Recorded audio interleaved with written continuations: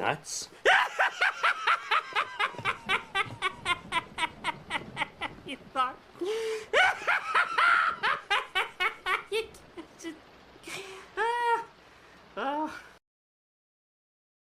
What's going on, guys? I got my special guest coming up. Today is none other than Doragon. Guys, I don't have a lot of time to do my song and dance. Just know you have came to the King of Content show, and we got a great one for you. I'm also the all-purpose champ, the master of vlogging.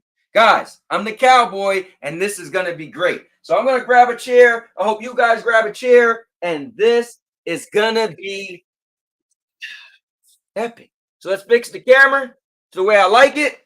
There we go. Oh, that's perfect. I don't got time to do the gun show today, guys. We got to get in and get out with my guy Doragon. So with that being said, just know it's going to be a lot of laughs, a lot of fun. Some people might get triggered. So at least got to put this part so you guys know around here we have fun, we have excitement. Guys, you got to be a winner when you watch this show, because the opposite of a winner, you're a winner. And you know what winners say. Fuck the losers who can't take a joke. Man the fuck up.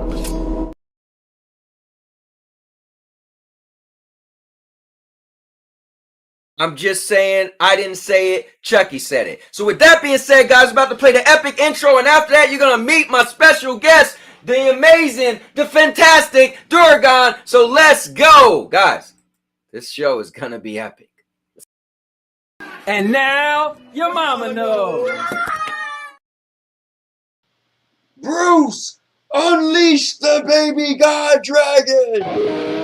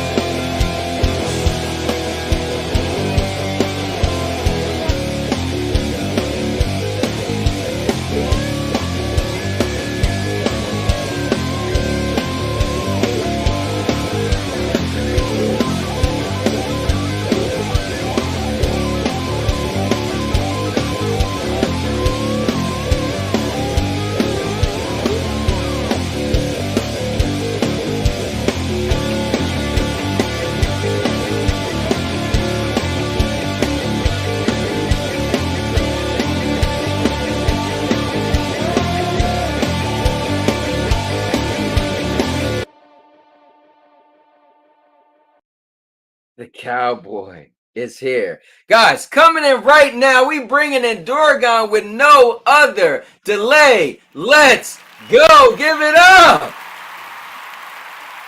Oh, stop playing with me.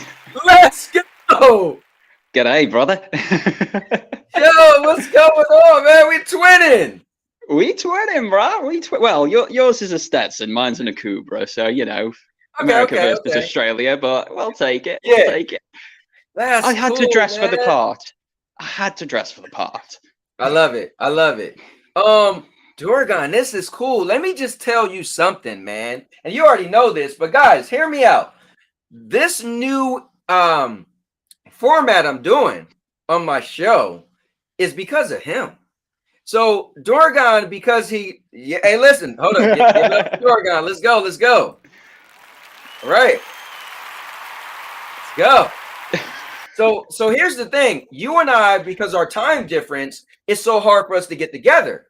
And so we finally got to make it happen. And usually I let anybody come on, but I felt it's so hard to do it. I just wanted to only speak to you for the time being. So you came on, and then when you were like, all right, I got to go, I opened up the show for everybody else. The next day you wrote me, you said, hey, I sent the video to some of my friends. They thought it was pretty cool how it was like just me. And then they opened up show. I was like, oh, wow, really? So that was cool feedback because I never looked at it like that was a mistake. It was just because I felt you should get your own time because, you know, but if it was regular, I would just say, oh, let everybody come in. And then it hit me. I was like, that's a cool format. Like, I'm glad he mentioned that because I didn't look at it. So, guys, the new iteration of the show is because of Doragon. He really put that bug in my ear, man. So I want to thank you for that. And people have been liking it. It's a good format, man. It's a really good format. I like the whole focus it down onto like one set of questions, one set of topics, and then open the floor to other ideas on it. It works really well.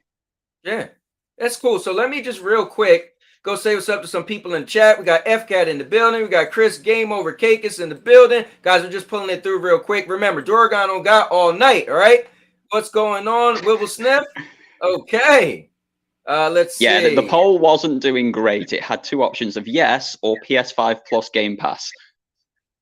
Oh, did it just say yes? It just said yes for one of the options. Oh, man. So I copied and pasted his thing. And I didn't realize it came out like that. Yes, it did. Just said, oh, man. And everybody just put yes. All right, so we're going to end this. Sorry about that, guys. Hey, you should know by now, your audience, if they've got a chance to troll you with just a yes answer that means nothing to anyone, they're going to take it. They're going to troll me. Let's see. So I feel bad now. All right, hold up real quick. Let me just put this on there. I got the whole thing. All right. And then I'm just going to copy. You do this real fast, guys. Real fast. Copy that. Put it where it says yes, because it shouldn't say yes. Wow. Yeah, I thought I looked at it. Pro streamer. Oh, man. And Doragon, so you don't mind if people ask you questions either? I am open to all questions. I'm open to anything, whatever sort of format that you want to go for. This is your show after all. Cool. I am happy. All right. So this should be correct now, guys. I just redid it. Okay, yeah. All right. So his question was, what do you think? Hold on, wait. Is all it says, what do you think? Oh, no. Yeah, we got people. All right, anyway. So what he wanted to know was, yeah, it just says, what do you think? Anyway, so he wanted to know if you were, what should Stadians choose? Either Steam plus Game Pass or PS5 plus Game Pass. That's what he wanted to know. I don't know why I didn't put the whole thing out, but whatever. So anyway, so let me get through here. So Doragon, you're in two places one time. My guy Dave is in the building. Let me see. That's so much pressure. I'm reading it real quick. Rude Diggs is in the building. Obi Rose is in the building. Thank you, Obi. Obi made a show earlier just so he could come and see us, so which was really cool. I appreciate that. Let's see. I'm getting down to the bottom. Cool. All I love how everybody just went yes. I know, right? Like, so you guys are funny. Ha ha ha. And it's crazy because can't edit it either, too, huh? All right. Well, you kind of guys get what you get the meaning. All right. So, Doragon, you got me in trouble. And I gotta bring it up. Okay. Go for it. How did I get you in trouble? No, What did it I wasn't do? even my question. You were like, oh, I got a feeling that Luna's gonna die in probably the next 18 months. So then I see online, MJ Parks was like, oh, this would be a good question and we should get together or something. I was like, oh, that'd be cool. But, you know, and I was busy. So I did a stream. I was like, oh, let me just ask people what they think, right? Not like the whole formal, you know, just let me ask. It was like a 5-minute segment at the end of the stream, wasn't it? Yeah, I don't know if he's yeah, it was at the end of the stream. I don't know if he's mad because he wasn't there. I don't know if he's mad because he loved Luna, but he's just like going crazy on me, tagging me and everything. Oh, you hate Luna. You want Luna. I was like, bro, this is Doragon's topic. Like, it was his back. So, it was a throwaway line in my. So I did a video about where stadiums can go after Stadia. What are their options? I didn't say this is where you should go. I was like, these are the options. This is how it's going to work for you. This is what this one does. This is what this one does, and so on and so forth. And I sort of said within it, don't bother with Luna because you're going to saddle yourself to a sinking ship again. And I do believe it. I do believe Luna is going to go under. I believe it's going to fail, similar to what Stadia has done within sort of an 18-month time period. I could be wrong with that, but, you know, I was clairvoyant on your show by saying Stadia was going down a definitive route towards an end. And then 17 days later, it happened. So, you know, people have sort of latched on to I am the prophet. And so, yeah, we're now at a point where I've said that, I put that out into the world, that I'm just seeing patterns, industry-based patterns we've seen in the past before with things like the Dreamcast, with things like the PlayStation Vita, same patterns we saw with Stadia. I'm seeing those exact same patterns with Luna. Well, and so I put that out into the world, and I seem to have caused a lot of people a lot of hassle. So I think what was cool was reason why so anybody could just say, oh, I think I'm getting cereal tomorrow. But I think what was cool, you're the first person that made sense of something. So a couple weeks ago, way before Stadia's dying, Doragon came on Lo-Fi's channel and said, listen, Ubisoft has a pattern. And I never looked at it like that. He said, look at it. They test 3 years. And if something isn't doing well in 3 years, they're ready to shift. And he said, that's why Mirage isn't going to be on Stadia. So look at it. So I was like, oh, man. So I never broke it down like that, right? So to think how you broke it down. And so what is your feelings? Like, could you break it down like Luna, like your feelings of the 18-month window? Like, why? Like, really give us some, like, your context of, like, you know, the way Doragon would break it down. Okay. It's normally a lot more scripted than this. I have time to think, to organize my thoughts. So, you know, you've got the off-the-cuff Doragon on this occasion, and that can go anywhere.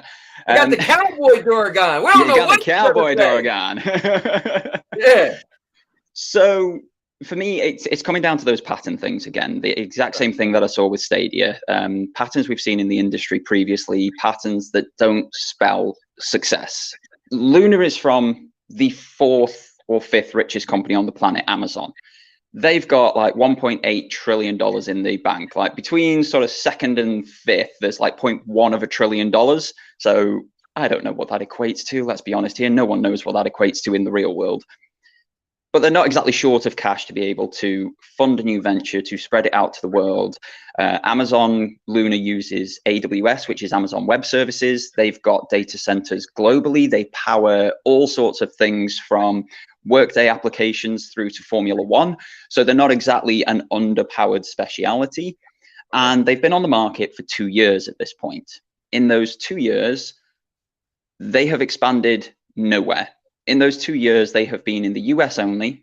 And in those 2 years, they have not made any noise about anything positive. They've added a few more channels, but the problem with those channels is that they work like cable or satellite television. Right. So you have to buy a base subscription first to then add channels atop that you actually want to play. So say, for example, they've got the Ubisoft Plus channel on there. Yep. If you want to play that, as far as I understand it now, I've not seen anything other than a couple of people saying, I don't believe it's that way. But so if I'm wrong, I hold my hands up and say, I'm sorry, but this is from Amazon's own information and information that other content creators have put out into the world. As far as I understand it, you have to buy that Luna Plus level first at $9.99 a month to then add the $17 Ubisoft Plus atop. So to get what equates to 150-ish games at this moment in time, you're paying more than any other platform out there. In terms of subscription services. You're paying more than PlayStation Plus, you're paying more than Game Pass Ultimate, paying way more than what Stadia Pro was, you're paying more than GeForce Now Priority tier. So they've got a problem with their pricing structure, they've got a problem with expansion, and then the games that are on there are last generation experiences. They're marketing this to gamers, to the likes of, say, you or I, people who want to game. But the problem with doing that with old games is we've already played them, and we've played them at the level that you're offering them to us. Why would we pay a subscription service to go back in time, sort of thing? So unless there is a massive push on Luna within the next 12 months, I would foresee the service closing within 18 months for the simple reason that they're not going to get that traction that Stadia didn't get. And if you're not making money as a business, you're not going to plow money into something, are you? That's just common business sense. Yeah. And you've seen they closed Crucible. So they're Amazon Game Studios. If people didn't know, they also make their own games. They don't put them on Luna. So not yet anyway. So they had a game called Crucible. They made, I think they lost $500 million. The game was developed and a legit real game. And it just failed. And they got rid of it, right? But one thing you left out that's important to me, Luna has no online multiplayer. Oh, that's a hard pass. That's a hard pass. Yeah, they only have it for Ubisoft games. So if we get a fighting game, you and me can't play each other online. You got to do their couch co-op thing. So now if it's 6 of us and a 6-player game, then well, you and I are screwed. There's a whole body of water between us, so you know we've got issues. Yeah. So I did not know that. I did a review of it a few weeks back, and I didn't know that was an issue. Otherwise, that would have also been added in there. But my biggest, like, I gave them credit for being consistent. Like, they consistently bring out older, games that was a big budget game at one point, but they're consistent. So at least, like, I was like, well, they at least got that over Stadia, because Stadia you never know. But Luna, like, every month, like, they'll have it'll be an older banger. But hey, if you didn't play it, good for you. But yeah, with no multiplayer, it's like, dude, that's not cool. But anyway, who knows, right? I mean, it does explain why their own games aren't on the service then. Lost Ark and New World are big MMOs. They're massively multiplayer games. So if they don't have online services, online multiplayer, they're not going to put their own games on there, are they? I think also they probably wouldn't put them on there because, one, they have a subscription service and they don't have a storefront. So, and I don't think they would include those games in the subscription service, because those games could make a lot of money on its own. So it's like, I believe there's microtransactions as well. Buy these 2 games, we got some questions though. Before, let me pull it up. Hit me. My man Chris Game Over Cake he said, who is Doragon? How would you describe yourself? I've seen that. Let me find it. So I am a content creator here on YouTube. I do all sorts of different content, from edited long form to shorts and live streams. I focus mainly around gaming, but my whole niche is that I do it on the devices that I already own. So most of the stuff that you will see from me, especially the heavily edited stuff, is recorded and edited on this. I have no PC. I don't own a computer of any description.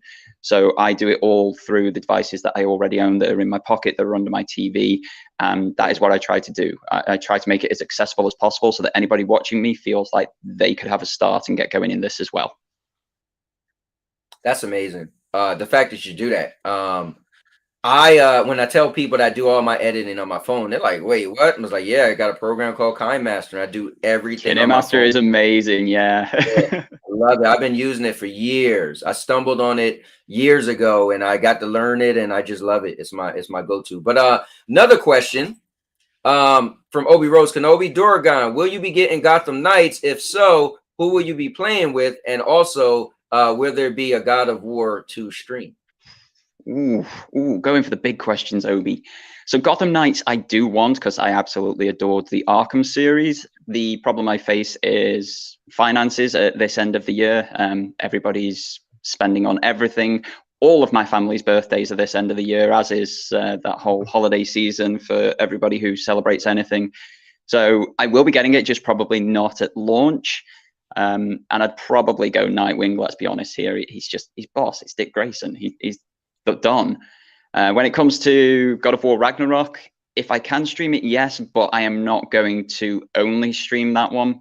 So there will be some content out there for it. I would hope to get a review out, but I want to play it and enjoy it for myself as well.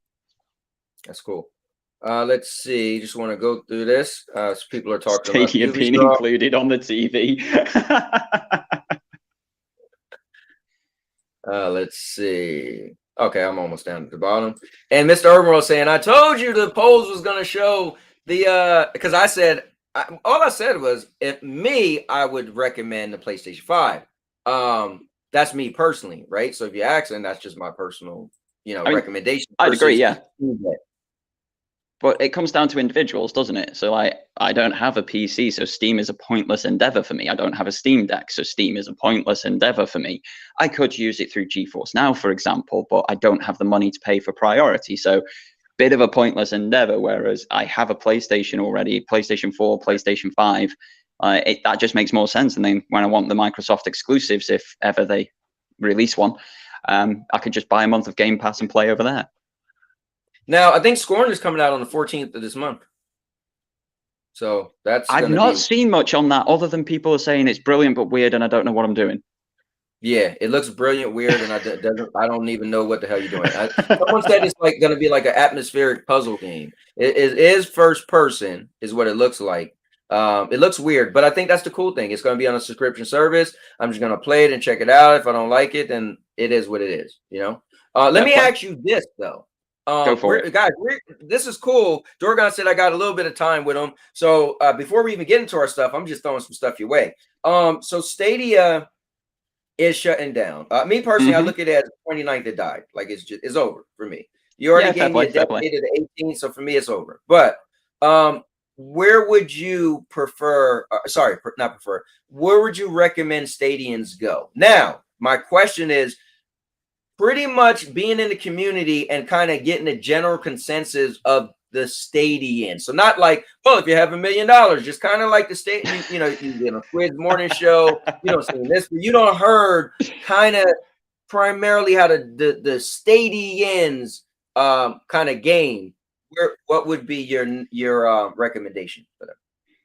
I'd have two main recommendations if they are not looking to add hardware or additional big purchases to their expenses at the moment. And those two would be, firstly, Game Pass Ultimate, because you've got your cloud gaming. It's here in the UK, it's only £2 more per month than Stadia Pro. It's £8.99 for Stadia Pro, £10.99 for Game Pass Ultimate.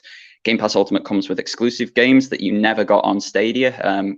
Not never, just not after the first year. So it came with a lot of exclusive games. You've got day-and-date releases on there as well. It offers a great experience, and you can use it on the devices that you are using Stadia on. Yes, it's only a subscription service. You can't buy games additionally and what have you, but it's probably the most akin to what you're already used to. However, don't write this thing off your mobile phone. You can get Call of Duty on this. You can get Apex Legends on this. You can get League of Legends. You can get Bright Memory. You can get Genshin Impact. You can get PUBG. You can get some of the biggest releases of the last decade on this. Right. You've already got a controller from Stadia that you can plug into the phone, and as long as it's not an iPhone, it'll work perfectly. And you can play all of these experiences that you never got on Stadia for free, because it's just working on the device that you've got in your pocket and the hardware that you already own. That's going to be a big one. What do you already own? What hardware do you have? And if you can get good games on that, go with that hardware. Otherwise, look at these other sort of cloud services that offer you a similar experience, because you're never going to get the exact same as Stadia unless you buy a console. And most people aren't going to have the money to do that at the moment. Well, we got our Stadia Stimmy coming. Our Stadia stimulus is coming. It's not as big as most people's, but yeah, that nice little stimulus check in January. Bring it on. Yeah. Me personally, I would definitely recommend Game xCloud. Because I feel like you could play it on almost everything you was playing on Stadia. It got an app for your Yeah. mobile phone. You could play it on a browser. Unfortunately, you can't play it on TV yet unless you had the Samsung TV with Samsung Hub. But you know, a dongle will be coming at some point. So for me, I think and like you said, you're gonna get some AAA games. You're gonna get day and date games. You're gonna get a larger library of than Stadia had anyway, just to start with. And remember, if you got Pro today, you would only get 50 something games. If you got Yeah. xCloud today, you're gonna get a 300 and something games. You know, It's now so over 400. okay, now we're 400. So look at that. So good stuff. But all right, man. So listen, I'm ready to get into these mystery questions. People at my Okay. job are like, I need to know the question. No, I'm saying this is my favorite hypothetical question of all time, and I'm saving it for you. So Okay. the girls at my job was like, well, just tell me. I said, no, you either gonna watch it or I'm gonna tell you when I come to work tomorrow. So which is funny, people are just showing up now and they're like, oh, I'm used to him dancing and doing his song and dance like 20 Wait, minutes, but we're I can't already do in the that with content? Doragon. What the? And there's two of them?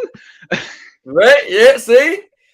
So we got to figure out who's going first. Now, I did rock, paper, scissors a couple times, but Just hit me. You go first. You ask first. I shall answer. I feel like this all right, is what so people have tuned in but for. what This we're gonna do favorite though, hypothetical. if I do one, then you do one, then I do Okay. one, then you do one. All right. Okay. So let me I'm not giving you my big one, my banger. Okay. Right? Okay. That's gonna be my last one. Hold on real quick. So my second one I was thinking about, I gotta go real quick. What was I was gonna do? I got a thing full of questions. It's kind of crazy. No, I get it, man. I've I got know. document upon Because I document. wanted this to be non-gaming, right? So, because I feel Yes. like there's a lot to us gamers, and we just always talk gaming. So, I figured at the beginning of my show, we could discuss some non-gaming, and people would be like, "Oh, I never knew that." So, Doragon, what is your favorite sequel? Like your Ooh. favorite sequel? Oh, touche, sir. Touche. It's hard because a lot of sequels never quite live up. Yep. They're never Yep. quite as good because you don't have that whole feeling of discovery. And so many of them feel they have to go that bigger and better route. Mm-hmm. But for me, and I'm gonna get some hate for this. I know it. I'm ready, chat. Bring it for me. I love the sequels to The Matrix. I love all of them, all three. I think they tell a brilliant, cohesive story. I think that CG, we were working in the 90s and very early 2000s. Some of it hasn't aged greatly, but the ideas, the concepts were amazing. The acting and direction was other level. It had its own aesthetic that truly ran through the entire series, and I adore that. I love that it had that focus, that scope, that story, and it told a whole cohesive oneness. It wasn't just a one and then sequels. It was a 1, 2, 3 as part of one story, and I think that's amazing. And I know there's so many people out there who absolutely hate it, hate Revelations, hate Reloaded, but for me, they hit the nail on the head for me. So out of all the movies you've seen, that second movie is your favorite second movie of any and I know movie. you could throw things like Terminator 2 out there. I know you could throw things like The Dark Knight out there and co. And there are arguments to be made that they're better, but all of these things are subjective. They're a very personal choice. And I absolutely adore that cohesion throughout all of them. That's cool. So me, my favorite sequel of all time, Doragon, is Final Destination Part 2. Reason being, good choice. In Part 1, they started a new franchise, new IP, right? People who didn't die, escaped death somehow, randomly, and now death is coming back. But what was genius is in part 2. They told the story that everyone in part 2 was originally supposed to die before everyone in part 1. So each person was supposed to be where that person was. Like the one school teacher was supposed to be that school teacher, but he was like, yeah, I got stuck in my hotel room, couldn't make it. Somebody else became a school teacher. Like every individual person, they wrote that I was supposed to be on that plane when it blew up, but I couldn't go. Like, and so I was like, dude, the writing, like, did they write it all together? When they put out the first one and knew they would make a second one, did they get that creative? Like, and then the scene in the beginning on the highway where the log fall and all the people, I mean, it's massacre, but it was beautifully done. Did you know that scene took them 11 days to make? Wow. 11 days to make that scene, right? The motorcycle slide and the guy get crushed by the thing. The thing bounce and smash the top. The water bottle falls and the girl try to step on the brake, but the water bottle is under the brake, so she can't slow down. Man. So yeah, that's my favorite. It's so funny you mentioned that particular scene. I was watching a YouTube video earlier today of Dr. Mike. Most people will probably know him. Just he's works in the US, Russian born, qualified doctor in the ER and what have you. And he was reviewing the injuries of Final Destination of that series. And he reviewed that scene and he was just like, I don't know why I'm telling you what these injuries are. The end result is all death. Yeah, like, no, it's over. Yeah. Oh, man. All right. So here's the thing. You want me to go first? I mean, well, it is my turn. All right, dude. This is my favorite. So I'm stalling a little bit. Let's go back to the poll. And by the way, Mr. Irmo said this is why he can't act with you in a movie, because if you choose a PlayStation over Steam, you got a problem. So guys, what do you think? To play Steam on? You know, would you choose and I apologize because it got clipped off, but what would you recommend for Stadians? Steam plus Game Pass, PS5 plus Game Pass. Steam plus Game Pass is 78%, and PS5 plus Game Pass is only 22%. So I can end the poll right there. I doubt it's gonna make any. I like Wibble's answer in chat. Sod Game Pass, just take Steam and a PS5. Hey, have it all. Right. Yep. Oh man, I gotta give it up for a good friend of mine. Nikki is in the building. So I used to do a show called the Sandy and Anthony Show with my wife, right? And we did it 2 years straight and never missed a week. For 2 years, never missed the episode. So eventually when it got to the end of the 2 years, I was just like, my wife didn't have the same energy. Sometimes I was like, yo, we can't miss an episode. And she was like, I don't feel like doing it. And I'm like, gun ho. So I was like, you know what? I'm just going to cancel it, right? So we did a full 2 years, right? But Nikki, and we never talked anything gaming. It was all like just crazy stuff. So Nikki was one of the people that always showed up to every episode. It was really cool. Mr. Herbert Holtz, a lot of people that you see and some other people that you don't see. So anyway, I told Nikki I got a new format where in the beginning we discussed non-gaming because she's not into gaming at all. So she was like, I got to check it out. So it's cool to see that she actually made it. And I told her that I was going to ask you, my question. So which she, I believe, may have heard it before out of anybody who's watching. So let me get down to the bottom. And then, guys, I'm going to spare you no more. I'm going to get right into it. Let me see. If Luna is smart, they need to buy a game studio and make an exclusive. Dude, they got their own studio. Like, that's the thing. They've got their own studio, got their own games. Yeah, put their own games on their own platform. Like, there you go. Hello. Like, because think about it, both of those games are over a year old. So imagine if it was like Lost Ark and what's the other one? Lost Ark. New World. New World is now on Amazon Luna included, right?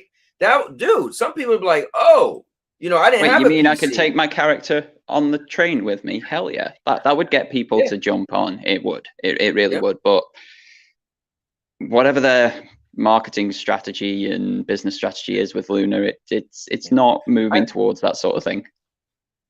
Yeah, I think it's all about making money. And I think what I feel like with Stadia is maybe Google, sorry to say this, but probably was a little bit of a test subject.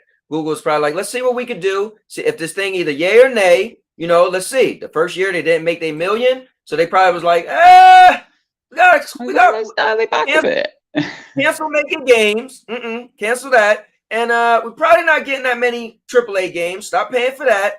And you know, and scale back. So I think if you make the money, then it's sustainable. And I think maybe Luna isn't really making the money. Oh, and Frank, this is her husband. Let me give it up for Frank is in the building. He's a huge Godzilla fan. I'm a Godzilla fan. Could not have told by his whole profile picture there or anything. Nah. Yeah, right. Yeah, would never have guessed. Here we go. I'm loving the accent. There we go. Well, you know, it is an Australian hat as well. So if you want to, I can go into my full Sydney side accent. Listen, Holtz was the accent guy for a long time on the Sandy Anthony show, but I don't know. We got Doragon. All right. I heard Stadia is shutting down. Yeah, it actually is shutting down. It will be fully closed on January the 18th. So I'm going to pull this up. Let me go in my archives, Doragon. And guys, you can ask Doragon's questions as well. Also, where are you from? Actually, where do you live at currently? So myself, bunch of people I create content with, the likes of Wibblesniff, who's in the chat, Massively Gaming, who is a podcast co-host and what have you. We live in the middle of England. We have this very, you know, originally named area of the country called the Midlands. And we live in an area called Stoke-on-Trent. So I know your stepfather lives in Birmingham, so he's only about 40 miles away from us. That's so cool. We're just up the road. This is the region where most of the world's pottery came from at one point in history. So the likes of Wedgwood, Royal Dalton, Churchill. Wow. God, what's the one at Middleport pottery called? Burley. Like all these fine china, these steelite type workaday plates, cups, bowls. They all came from this little. Started off as a bunch of towns in a line, ended up as a city somehow. Don't ask me how. It's the worst laid out city on the planet, but it's home and it's fun and we all love it. If you ever been to Philadelphia, like who built these roads in Philadelphia? Like, I don't know what they was doing. They just said, let's put this there, let's put this there. We're going to put a building in the middle. We're going to do that. You're like, how can I get drive down the street? I can't even park in front of my house. It's ridiculous. And when it snows, sounds about normal. It's over. It snows in Philly, you just ain't going nowhere. They only got enough space for the snow plow. And then that's just piling up in everybody's car. What more do you need? It's ridiculous. All right, so are you ready, man? I'm ready. Hit me. All right, I can't wait to hear your response. All right. A cave-in occurs while you and a stranger are in a concrete room deep in a mine shaft. Okay. Before the phone goes dead, you learn the entire mine is sealed and the air hole being drilled will not reach you for 30 hours. Right. If you both take sleeping pills from the medicine chest, the oxygen will last for only 20 hours. Okay, that means you both will die. Okay? Right. Both of you can't survive alone. One of you might. Okay? After you both realize this, the stranger takes several sleeping pills, says it's in God's hands, and falls asleep. You have a pistol. What do you do? Now, let's go over it. You're deep in a mine shaft. The phone's dead. All you know is going to take 30 hours to get to you. If you both try to go to sleep, you only have 20 hours of oxygen. That means you're both going to die.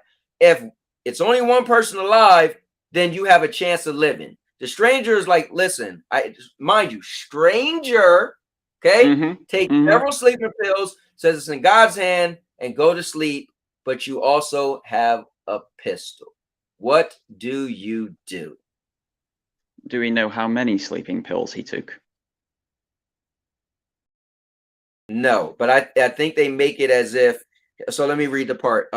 Both of you can't survive alone. One of you might. After you both realize this, the stranger takes several sleeping pills. Says it's in God. So I'm assuming he took enough that he's just going to be out. That he's not going to be awake to make any decisions with you. Like he can't. You know, he's. Because the situation there is, if he's taken enough, it'll slow his heart rate to a stop and probably kill him. If he hasn't taken enough, it slows it to a point where he can sleep through the 30 hours. But of course, there's not enough oxygen. I'm pretty sure it's not insinuating he's gonna die. It's making you have to make some choices.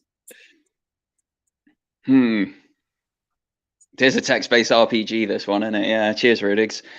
I don't have it within me. I know I don't have it within me to harm an innocent or someone who I have no information to say that they aren't innocent. I'd probably have to do the same, take as many sleeping pills as is humanly safe or slightly overdosed and see what happens on the other side. At least it's nice and soothing as you drop off to sleep. Might wake up with a crick in your neck, you might not wake up. See what happens, eh?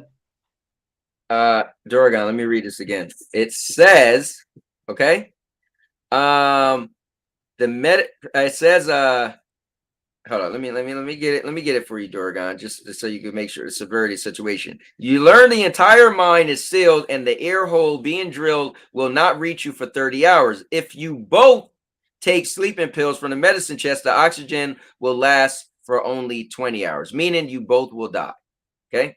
So just so are you saying that you're just gonna say, you know what, we're just both gonna die? We've both taken an overdose. Sleeping pills to keep you asleep long enough is one.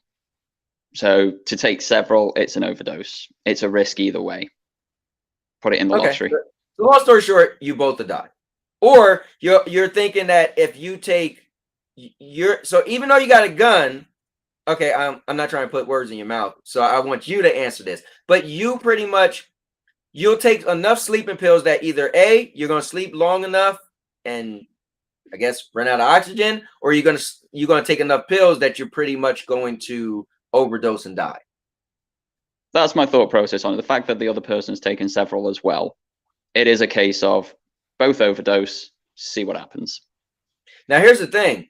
Yeah, I mean, see, the thing says no, it says if you both take sleeping pills, you don't have enough oxygen. So That's I guess how your thing sleeping is pills work though.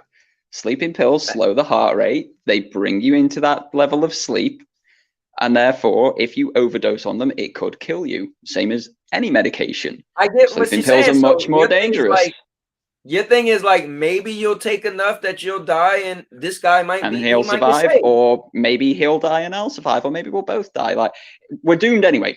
What's the hassle in trying? Right. That's cool, man. Guys, give it up for Doragon's response. Give it up. Good stuff, man. All right, let me answer in a very American fashion. Okie Hear dokie. me out. This mother effer just took sleeping pills. Oh, you just gonna take them without consulting with me? Oh, so you want to die? It's in God's hands. No, the gun's in my hands. How about that? So all I know, I mean, if I bash him in the head and say he fell, then I'm probably exerting too much energy. Dude, I'm shooting him. Now I might go to jail, but I think temporary insanity will probably play in my favor. But I think the fact that I don't know him, he's a stranger, took the sleeping pills. I'm a survivalist, all right? Long story short, in a zombie apocalypse, I'm living. We're running. Oh my God, my wife can't keep up. I always told my kids, in a zombie apocalypse, if you can't keep up, I'm not stopping. So listen to me clearly, everybody. I'm shooting the guy in the head. And then I'm just gonna sit in the corner and just wait for them to come save me. I'm sorry. That's definitely an option. I just know I don't have that within me. Fair enough. Wow. Okay, I was couldn't wait to hear you, man. You think? So here's what's cool. You know where I got that from? Well, it sounds very in-depth riddly type thing. So go on. I was in my early 20s working at this job, and as a gift, this guy gave me a book called The Book of Questions. And I was so obsessed with this book.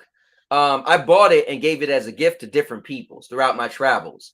And so I downloaded the PDF, and it's like a party favor. Like Nikki and Frank, we go to their house sometimes, and I will pull it out. And now they have the craziest hypothetical questions. What I used to do, so it's 217 questions. So what I used to do on the Sandy Anthony show, I used to say, pick a number, and each person pick a number, and I just scroll through and read whatever their question is. But I knew that this was my favorite, and I wanted to share it with you. I appreciate that, man. It's a good dilemma because it hits everything from morals to physiology to understanding how oxygen dissipates in those circumstances. It's a damn good question. Yeah, it's crazy. It's it really makes you think, man. And I think they threw out all the parallels. He's a stranger. You got a gun. You got sleeping pills. He took, you know, it's like, you got 30 hours, but then you have 20. If you know, it's a tough one. It's a tough one, and I think it's very much going to reflect on the society you live in as well as to what your answer will be.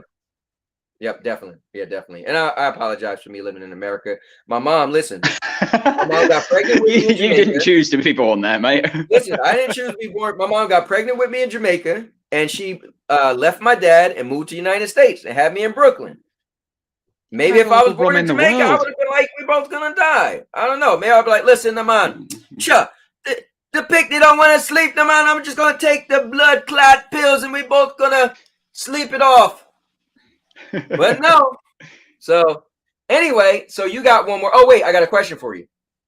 Hit me. If that said question, if Xbox could broadcast to YouTube, would it change the game?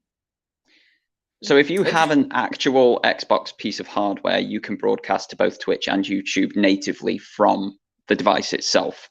Whipplesniffer has done this in the past.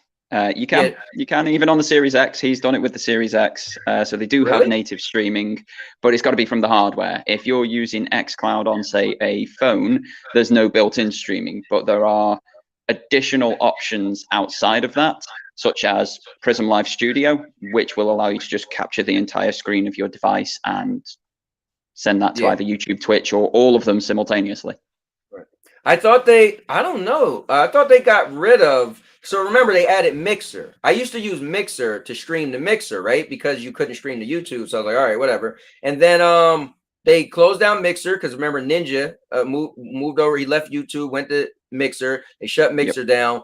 And I don't know. I mean, I don't have a Series X. Whipplesniff is saying in chat that he's only done it to Twitch, so it might only be Twitch. Yeah, I don't think it is. Yeah. But hey, stream it to Twitch, download it from the studio afterwards, and upload it as a VOD to YouTube. Double the hits. You could do that. You could do that. Yes, yes. And but if you are if you become a affiliate, then you gotta wait. Well, it takes a while anyway, because you gotta wait 24 hours. But anyway, that was deep. So all right, man, hit me with your last one. It's actually relating to what we've just touched upon. I want your thoughts. You took that long pause. I'm like, this guy. All right, hold on. Let me get ready. Hold on. I'm not going super deep here. Hopefully, it's a nice, quick, easy one for you. But okay, you're monetized on YouTube. I'm a Twitch affiliate. Okay. Personally, I think Twitch has been throwing recently with their monetization options, just making everything a chargeable service. And I think YouTube has done some good things, some bad things with their choices on monetization. But in the last 2 weeks, there's been big changes on both. What do you think that means for the landscape of content creators across both platforms? So that's a really good one. I know there was a big surge of a lot of content creators moving to Twitch. So there was a lot of YouTube people that was like, hey, we're going to start, especially with the GFN thing. When GFN, I mean, it is what it is. You know, listen, guys, you got freedom of speech here, but pretty much when GFN was kind of poaching people, they want to build their brand. They seen some people streaming Stadia. They reached out to some people, say, hey, would you also want to do this? You could be ambassadors. You could do whatever, right? So a lot of people's like, well, it seems like our little community is diluted on YouTube. So how about I just go to Twitch and start streaming on Twitch, GFN, right? Now, I did see a lot of people come back, like Dr. Spaceman, like Vet. A lot of people tried it. So me, a lot of people don't know is I was streaming on Twitch 2 years before I started streaming on YouTube. And I was affiliate. I became affiliate 2 weeks before I decided to let's try YouTube. So I say that to say this. I personally found YouTube better for me, but probably because I had a channel on YouTube for so long where it was just my vlogs. and reviews. So like, guys, you all know Bruce Campbell made my music. I met Bruce because he watched my treadmill video.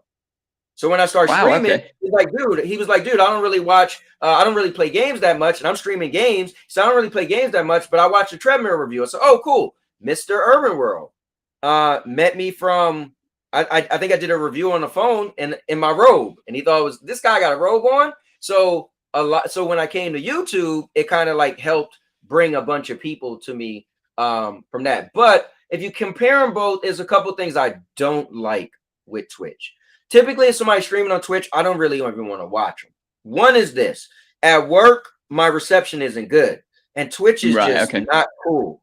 It won't allow me to turn to downscale the performance from 720. It's stuck on 720, and then it just keeps rebuffing. On YouTube, I always pull it down to 340. Right? I can't do it. So if I was streaming, some people are just not gonna be able to watch me on Twitch because if their reception isn't good wherever they're at, they can't watch my stream, and you can't rewind. Like if I come into your stream and you're streaming, I can rewind it, right? Like I could be like, oh, let me rewind. Oh, let's go. Hold on real quick. I really got to change that. Try, you beast. Right. Let's go. I really got to make that. So I want to hear Stone Cold say, just say something. One of the many he say, I'm trying to think of, oh, maybe just a, oh, hell yeah. Anyway, that'd be a good one. Yeah. Me personally, I think YouTube caters to me, but here's the thing. A lot of people want to make money, and man, I know YouTube changed some things to make it easier, but it's not easy to be monetized on YouTube. And it's like I didn't even know it was affiliate thing on Twitch. I was just doing it to do it. And my friend said, oh, I'm trying to get affiliate. So what's that? It's like, oh, so you could make money on Twitch. People could actually donate money and stuff like that. So, oh, that's kind of cool. I said, how do you know you do it? So, oh, you go on your back thing. Bro, when I went and looked, it was only 2 things I didn't do. I was like, I'm already affiliate now. And I wasn't trying. So I put in the work, became affiliate. So but now it's not the same as YouTube. YouTube, you have many other ways you can make money off. People skipping ads. You can make money off the ads. You can make money on how long people have been watching. You can make money off just the views itself. You could, on Twitch, you don't have that many options. You have to do a lot more to get down there to so I'm still a YouTube guy. For all those reasons, YouTube for me, I think if someone's serious about content creation, I would say try to do it on YouTube. But if you're like, let me just taste and dabble in content creation, I want to try to make some money, then go to Twitch because you could do it easier and you could see some more faster instant gratification, if that makes sense. But YouTube is going to be a work. You're going to work on YouTube to get it, Makes sense. What about you? Similar sort of feelings. So I was Twitch affiliate for 2 years before I decided to leave the platform. Twitch has got some amazing things. It's the sort of community that you've got there, how people understand how the platform works, how they integrate with the platform, that sort of thing. Things are expected, and I think that's great. The way that they interact with you, they just come in and they start like they've known you for tens of years or something, which is great. But I don't like that the whole monetization thing is totally reliant on other people throwing money at me. I don't like that. I don't, because I feel like I'm obligated to ask them to do such a thing. You have to. And they may feel obligated to do so. And I don't want them to do that. If they just want to turn up and watch, I am happy with that. And I feel like the platform, especially with a lot of the newer things where you've got these, they basically do like the super chats and such now on Twitch as well, but it only lasts for a short amount of time, costs you like $5 or something. Okay. And they've got these boosted streams where you pay to try and get someone on the front page of Twitch, but it only lasts for like 30 seconds or something. They all feel like a money-making scheme for Amazon and not for the streamer, which for me, I don't personally like. But what I found is I was also gaining more traction on YouTube. I was doing YouTube alongside it. So I was streaming on Twitch and then taking that stream and using it to make YouTube content. And it's like, well, if I've got that, why don't I just do it all on YouTube and grow a bit quicker? Because then the algorithm will see people watching whatever of my content, whatever sort that I make, and push more of it to them if they want to like it, want to watch more, that sort of thing. So yeah, YouTube called to me a lot more than Twitch did, but same with you. There are big bonuses to both sides. There are big negatives to both sides. I would say if you are getting started today and you don't know if this is something that you really want to do, go to Twitch, because as you said, it's much easier to get to that affiliate status. You just need 50 followers. That's basically it, and then a few hours of watch time, sort of thing. It's nothing major at all. The hardest thing was, which back then, right? Now it's like, you know, the hardest thing was you had to have 3 people watching concurrently all the time for a certain amount of hours. Back then I was like, man, who's what? But it's like, if it's, to be honest, if it's hard for you to get 3 people, then this might not be for you, because you're really not going to make that much money. Just phone 3 mates, or even your mom and dad, that sort of thing. Like just Right. phone 3 people and ask them to just put it on in the background. They don't even need to watch; they just be there, sort of thing. Yeah. So yeah, I'd say if you're getting started, Twitch is the way to go. But if you're a bit more serious, or you think you want to grow, do them side by side, and at some point maybe look at migrating, especially next year when YouTube lowers the threshold for fan funding, which is where people throw money at you. I think you'll start to see a shift in dynamic between the 2 platforms. I just watched a video recently, so they're planning on lowering that 1,000. I mean, that's what what they were saying. So the rumor to lower that 1,000 and also the watch hours. But what is legit, not a rumor, is YouTube is going to add a new model where if you could get 10 million, a lot, but 10 million views on the shorts in 3 months, then that would take the place of your 4,000 watch hours. So let's say you got 1,000 subscribers, you could get 10 million in 3 months, 90 days. Yeah, 90 days. Then you could hit it. So that's also something it didn't add yet, but it's coming soon. Now here's something interesting. I don't know if you know this, Doragon. Nikki said, Anthony, you should do a special show about supernatural. So here's what's cool. I did my buddy Chris Game Over Cakus and I, which Nikki, so just so you know, he texted me and said, dude, we got to do another episode. So I said, call me after this and we'll set it up. So Nikki, it's funny you said that. So I do a show called Unnatural Stories Do You Believe? So our first one, we talked about ghosts, right? The second one, Nikki, she's actually a medium. We had her come on and she actually explained it and everything. It was really cool. And then we watched videos and try to debunk them, right? So it was a really cool episode. The third episode, we were supposed to talk about aliens. And then the fourth one, we was going to talk about cults. And it's all that type of stuff, right? So non-gaming stuff. So I know sometimes people get mad at me in the gaming. Oh, I always want to be a talk show host.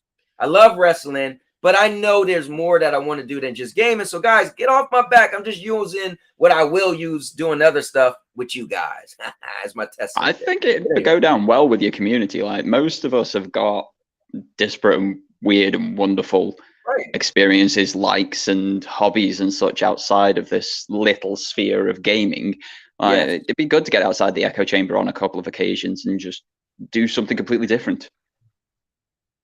Yeah, I would love to talk about it. Like just talking to you and hearing you answer certain, it's like, who is Doragon? What would he even say, right? But if we're always talking about, my favorite game, and which is cool because we all do gaming, right? But I guess I had the niche because this channel was around since 2011, and the bulk of my stuff wasn't gaming, right? So now I'm getting to a point where I want to do it all, or bring back more of this. Anyways, so with that being said, Doragon, is anything else you want to add?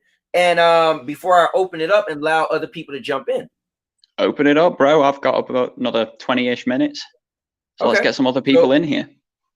All right, cool. We're going to get some other people in here. And right before I do that, I got to do this real quick.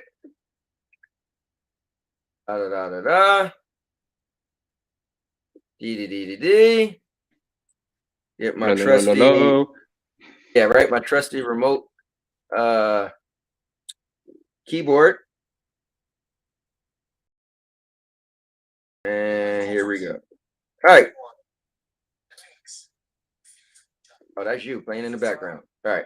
I went to your channel and I'm like, wait, what's that? Guys, check it out. This is Doragon's channel. And first of all, you guys got to check him out. He has great content.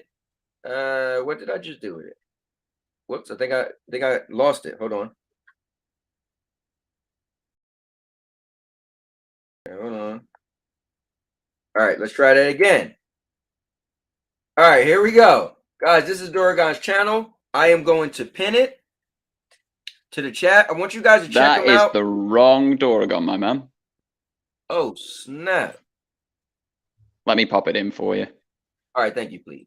Yeah, you got to put it inside of the thing. Okay, guys, that's the wrong Doragon. Oh, inside of here. Right, okay. Yeah, because it won't let you do it there. We're going to remove that so you guys don't accidentally go to the wrong thing. Look, I threw that up real quick and was not paying attention. Oh, wait, no, you're right there. No, I got you. I got you already. I clicked the wrong one. Ah, right, okay. I got it. All right, here we go. All right, so I was thinking to myself, wait, I thought I seen your symbol with the dragon, but I end up clicking the one underneath. All right, here we go, guys. So here's that play again. All right, so I'm pinning it to the chat. This is him, but we're gonna do better than that. Let's just pop your channel up if you don't mind, man. Go for it. You know, show it around a little bit, guys. So check it out. This is the man, the myth, the legend. Guys, check out his first video. You see, is what do I do here? This is me, and you know, you could get a. Can I play just a tad bit of it? It's what, a minute long? You could play the whole thing. Yeah, I'm not gonna play the whole thing, but I'll play, you know, just a little bit because I want people to go back to your channel to watch the rest. But if you don't mind, yeah, that's fine. Absolutely fine. All right, cool. Check it out, guys.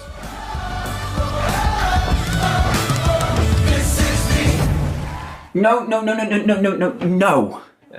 Not the Greatest Showman song.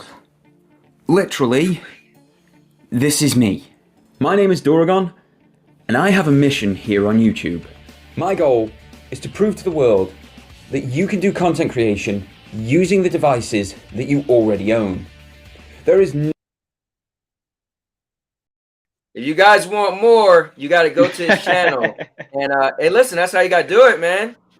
Guys, he's at 643. We want to see Doragon go up there. So let's do this, guys. 600. Why? It looked like it says 643 and I said 642. Guys, I would love to see. It's 14 people right now. Guys, he has dope content. I would love to see this 14 drop to at least 10. So if that means 4 of you guys, jump over to Doragon, subscribe to his channel, come back if you like, stay over there if you like. But listen, I stumbled on him and we became cool. I remember Doragon months ago, you were telling me that you went to Japan and you were playing remote play with your PS5 from there to UK. And I was like, and at that point, I didn't know remote play got good. In my head, I'm like, remote play is okay, but I wish it got better. You was like, no, it was like flawless. And that was the first time that made me say, maybe I should get a PS5 because I always felt remote play was the answer to cloud gaming, to be honest with you. Realistically, it's the same as cloud gaming. It's just much smaller scale. Yeah. So guys, check it out. Man, he has content. He has shorts, live streams, and also Doragon. Why don't you tell them about your podcast? Yeah, so there is a new channel. It's actually on this front page of my channel in the Nerdmigos section. It's the MNOP podcast. It stands for Massive Nerdmigos Original Podcast. I host it with my co-hosts who are just shown there, Wibblesniff and Massively Gaming. And we talk all things nerd culture. So a lot of gaming does happen within it. This is what we do as content creation. So we spend a lot of time embroiled within gaming. But we have ideas on talking about movies, TV shows. We talked about reviews in the last one and whether it matters if things have, say, Easter eggs in them or not. Basically just nerd culture is what we want to talk about, whether that comes from comics, whether that comes from tabletop board games, whether that's stupid tech stuff. That's what we want to talk about. We put it out every 2 weeks.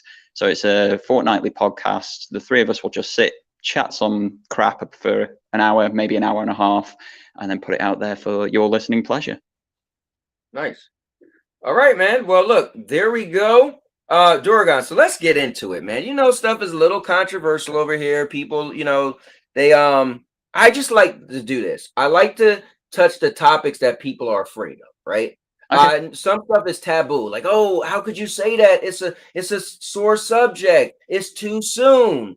You know what? It's a conversation. It's a conversation. You know, it doesn't have to get crazy. You know, last night got a little crazy. Lo-Fi came in. I don't know if you saw that part, but he came in and there was a lot of cursing and it was flipping out. He had some choice words for Aminor. I was like, no, it really was crazy. But guess what? My channel is a place for you to come in, just say what you got to say, get it off your chest, and move on. So, you and I, we kind of started to see eye to eye. At least I was a little slow to see that, man, the Stadia thing wasn't doing good, right? And so, uh-oh, here we go. All right, I'm gonna bring in somebody right now. He's always getting me in trouble.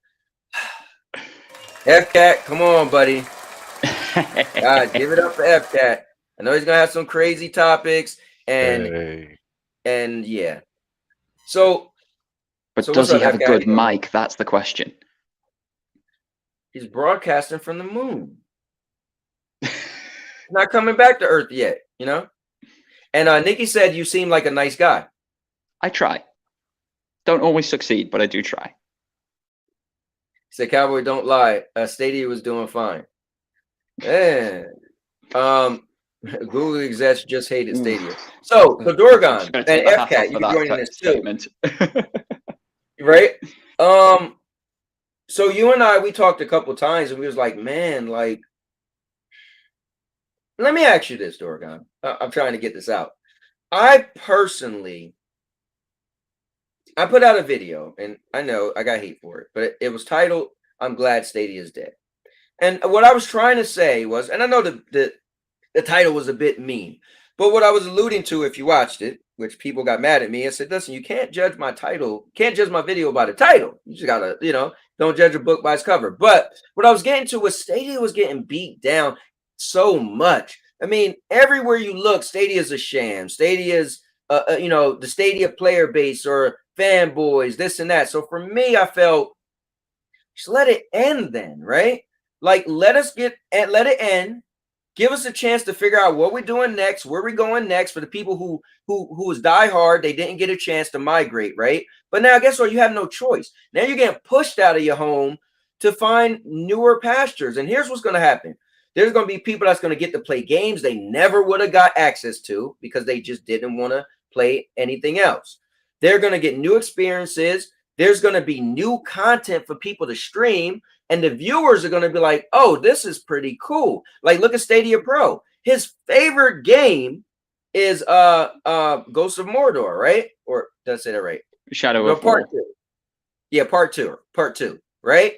He's playing it and people are watching like, dude, this game is dope. He's like, think about it. His favorite game he had access to, but never streamed it because he was streaming Stadia content.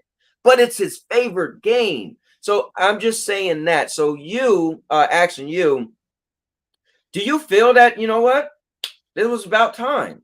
Or do you think like they could have gave it a little longer? Like, what's your legit feelings on this? So I've got two sides to this feeling. Side one is what I wanted to happen.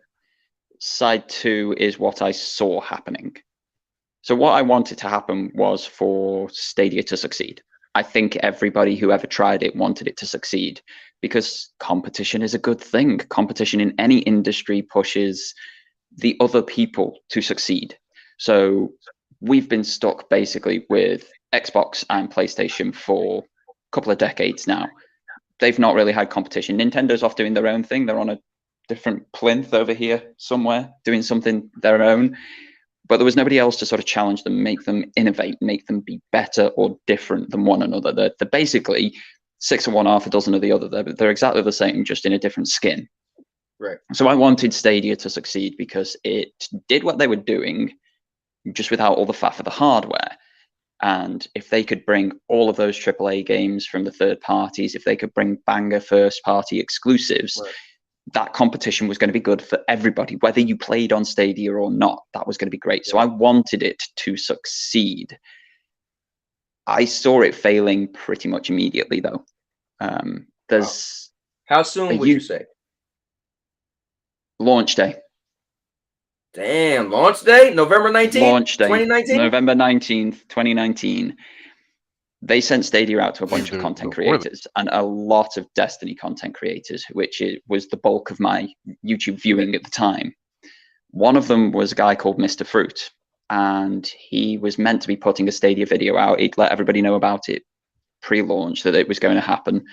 And then when it came to putting it out, he just put a bit at the start of another Destiny video saying this was meant to be done on Stadia, but I could not get it to work. He's obviously got amazing internet because he is a streamer, a YouTuber. He needs it for his job. And he was just saying, like, it doesn't work.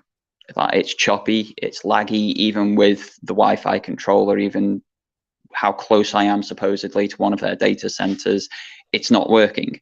And when you've got someone in a situation who has the infrastructure, when you've got someone in that situation who is willing to give something new a go, and they're saying, I can't put anything out there and say, yes, this is good, it makes you question a product. Now, my personal experience was different, but it took until the pandemic hit. I worked for like it, you know. Yeah. A lot of people.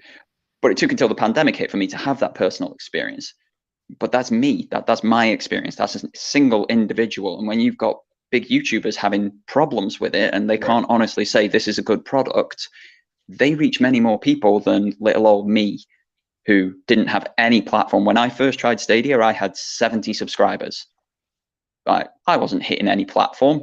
I made a video on Stadia on my first 2 months with it. It hit 2,000 people. Mr. Fruit's got 2 million subscribers. How many people do you think he hit by just saying in a throwaway comment, I can't in good conscience say try this. It just did not work for me at all. Gotcha. And so that's where I saw it failing. Okay. Right. Let me bring in Obi. Rose Kenobi is in the building. Go ahead, FCAT. Yo, what is going on, guys? FCAT, real quick before you speak. Guys, I'm only here for about 10 minutes. I got to do some things with my son, but I couldn't have my man Doragon be on and me not show up. My man Doragon is in the building. What's up, bro? Let me throw y'all a curveball, right? Because this is cool. So Nikki decided to show up today, and she said, Doragon, forget all this gaming nonsense. Let's talk about physics or psychics. Are you a believer? What are we talking about believing? Throw a curveball real quick. What are we believing in? Psychics or psychics? Yeah. Yeah.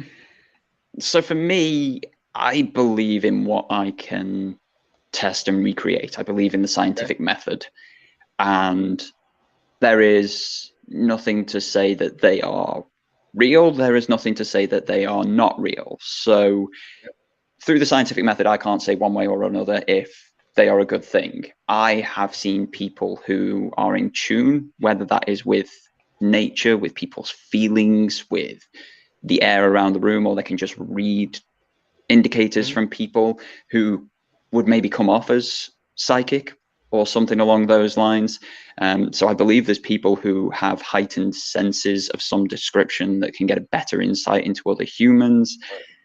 Whether it is what we are shown on television, whether it's what we are shown in, say, like the wild out there ones like in sitcoms, or the more down-to-earth ones who just have a chat with you and get to know things about you, that I'm less convinced on.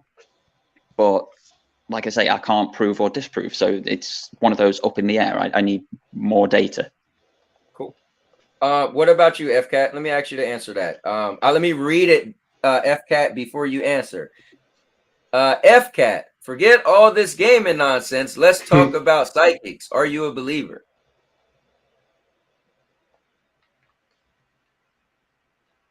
Yes.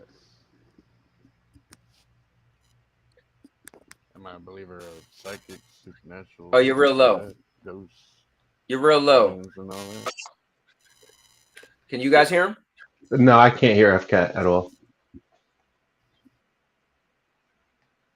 All right, Obi, answer it, Obi. Oh man, this is a loaded. If you like. This is a loaded question for me. I'll say this. First and foremost, I do believe in Jesus Christ as Lord and Shepherd and Savior. I will not take that. That's my number one belief. There's too much science in the world to prove that he was here. But beyond that, to answer that, are you a believer? That's why I asked that question when you said, are you a believer? Because if you do read the Bible, whether you take it as something you 100% believe or 100% something you don't believe, you'll come across a man named Saul. He was the king. And when the kingdom was being taken apart from him because of what he did, he actually goes and talks to a psychic. And not only does the psychic speak with him, the psychic actually conjures up the dead body or the ghost of Samuel, the prophet. So yes, I do believe in psychics. Now, the question is not, do I believe in them? I think the question is, should we be using them? And my answer is no to that. Well, I mean, I know that's not her question, but that's how I'm answering it. I don't think that we should be going to psychics and mediums. I understand that's not her question, but yeah, no, I do believe in them. She wrote, Anthony has seen me in action, which I have. Some yeah, and I'm not saying that that you can't tell the future, whatever the case may be. I'm not saying at all. I'm not coming at you, Nikki. I promise you. It's the last thing I'm saying. Listen, at the end of the day, this is a free platform.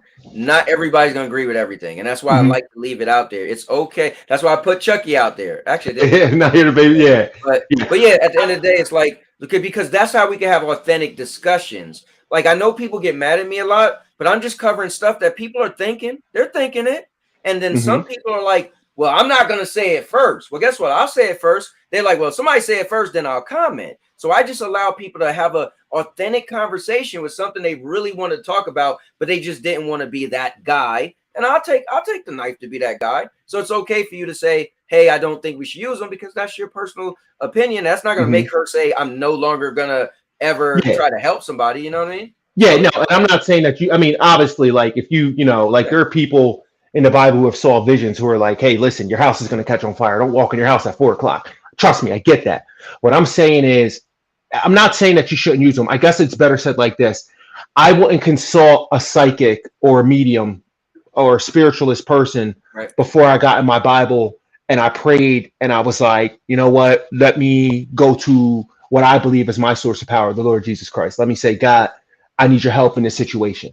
Whatever it may be. Now, like I said, that's just me though, but that's where I'm at with it. But I do believe they exist. Yeah, I mean, you can't not believe they exist. I think there's too much evidence out there to say that they exist. So far as people like Miss Cleo, I'm not coming at Miss Cleo either. I think that's kind of a scam. You figure people are calling and they're already upset. Hey, I'm so sad. My boyfriend just left me. And that's simple to read. Like, hey, you know what? Another man is going to come into your life. Another person is going to come into your life. It's going to be okay. She said she doesn't do it for a living. If she get a message, she'll deliver it. She said she believes in love and light. FCAT, go ahead, man. We haven't heard from you at all. And then I'll get back into this. I think Maker has something to say. Yeah, I actually do believe in like stuff like that. I've actually studied, ESP, paranormal phenomenon, religion, all kind of things like that back in high. Okay. I heard you was a shaman. That's the word on the street. I was just like playing. Voodoo shaman? I was just playing. Well, you are bugging right now. Anyway, guys, we gotta laugh, man. We gotta laugh. So, is anybody gonna pick up that he's joking right now? Like, this is great. Is this mic better? Can y'all way better, FCAT. Way better, bro.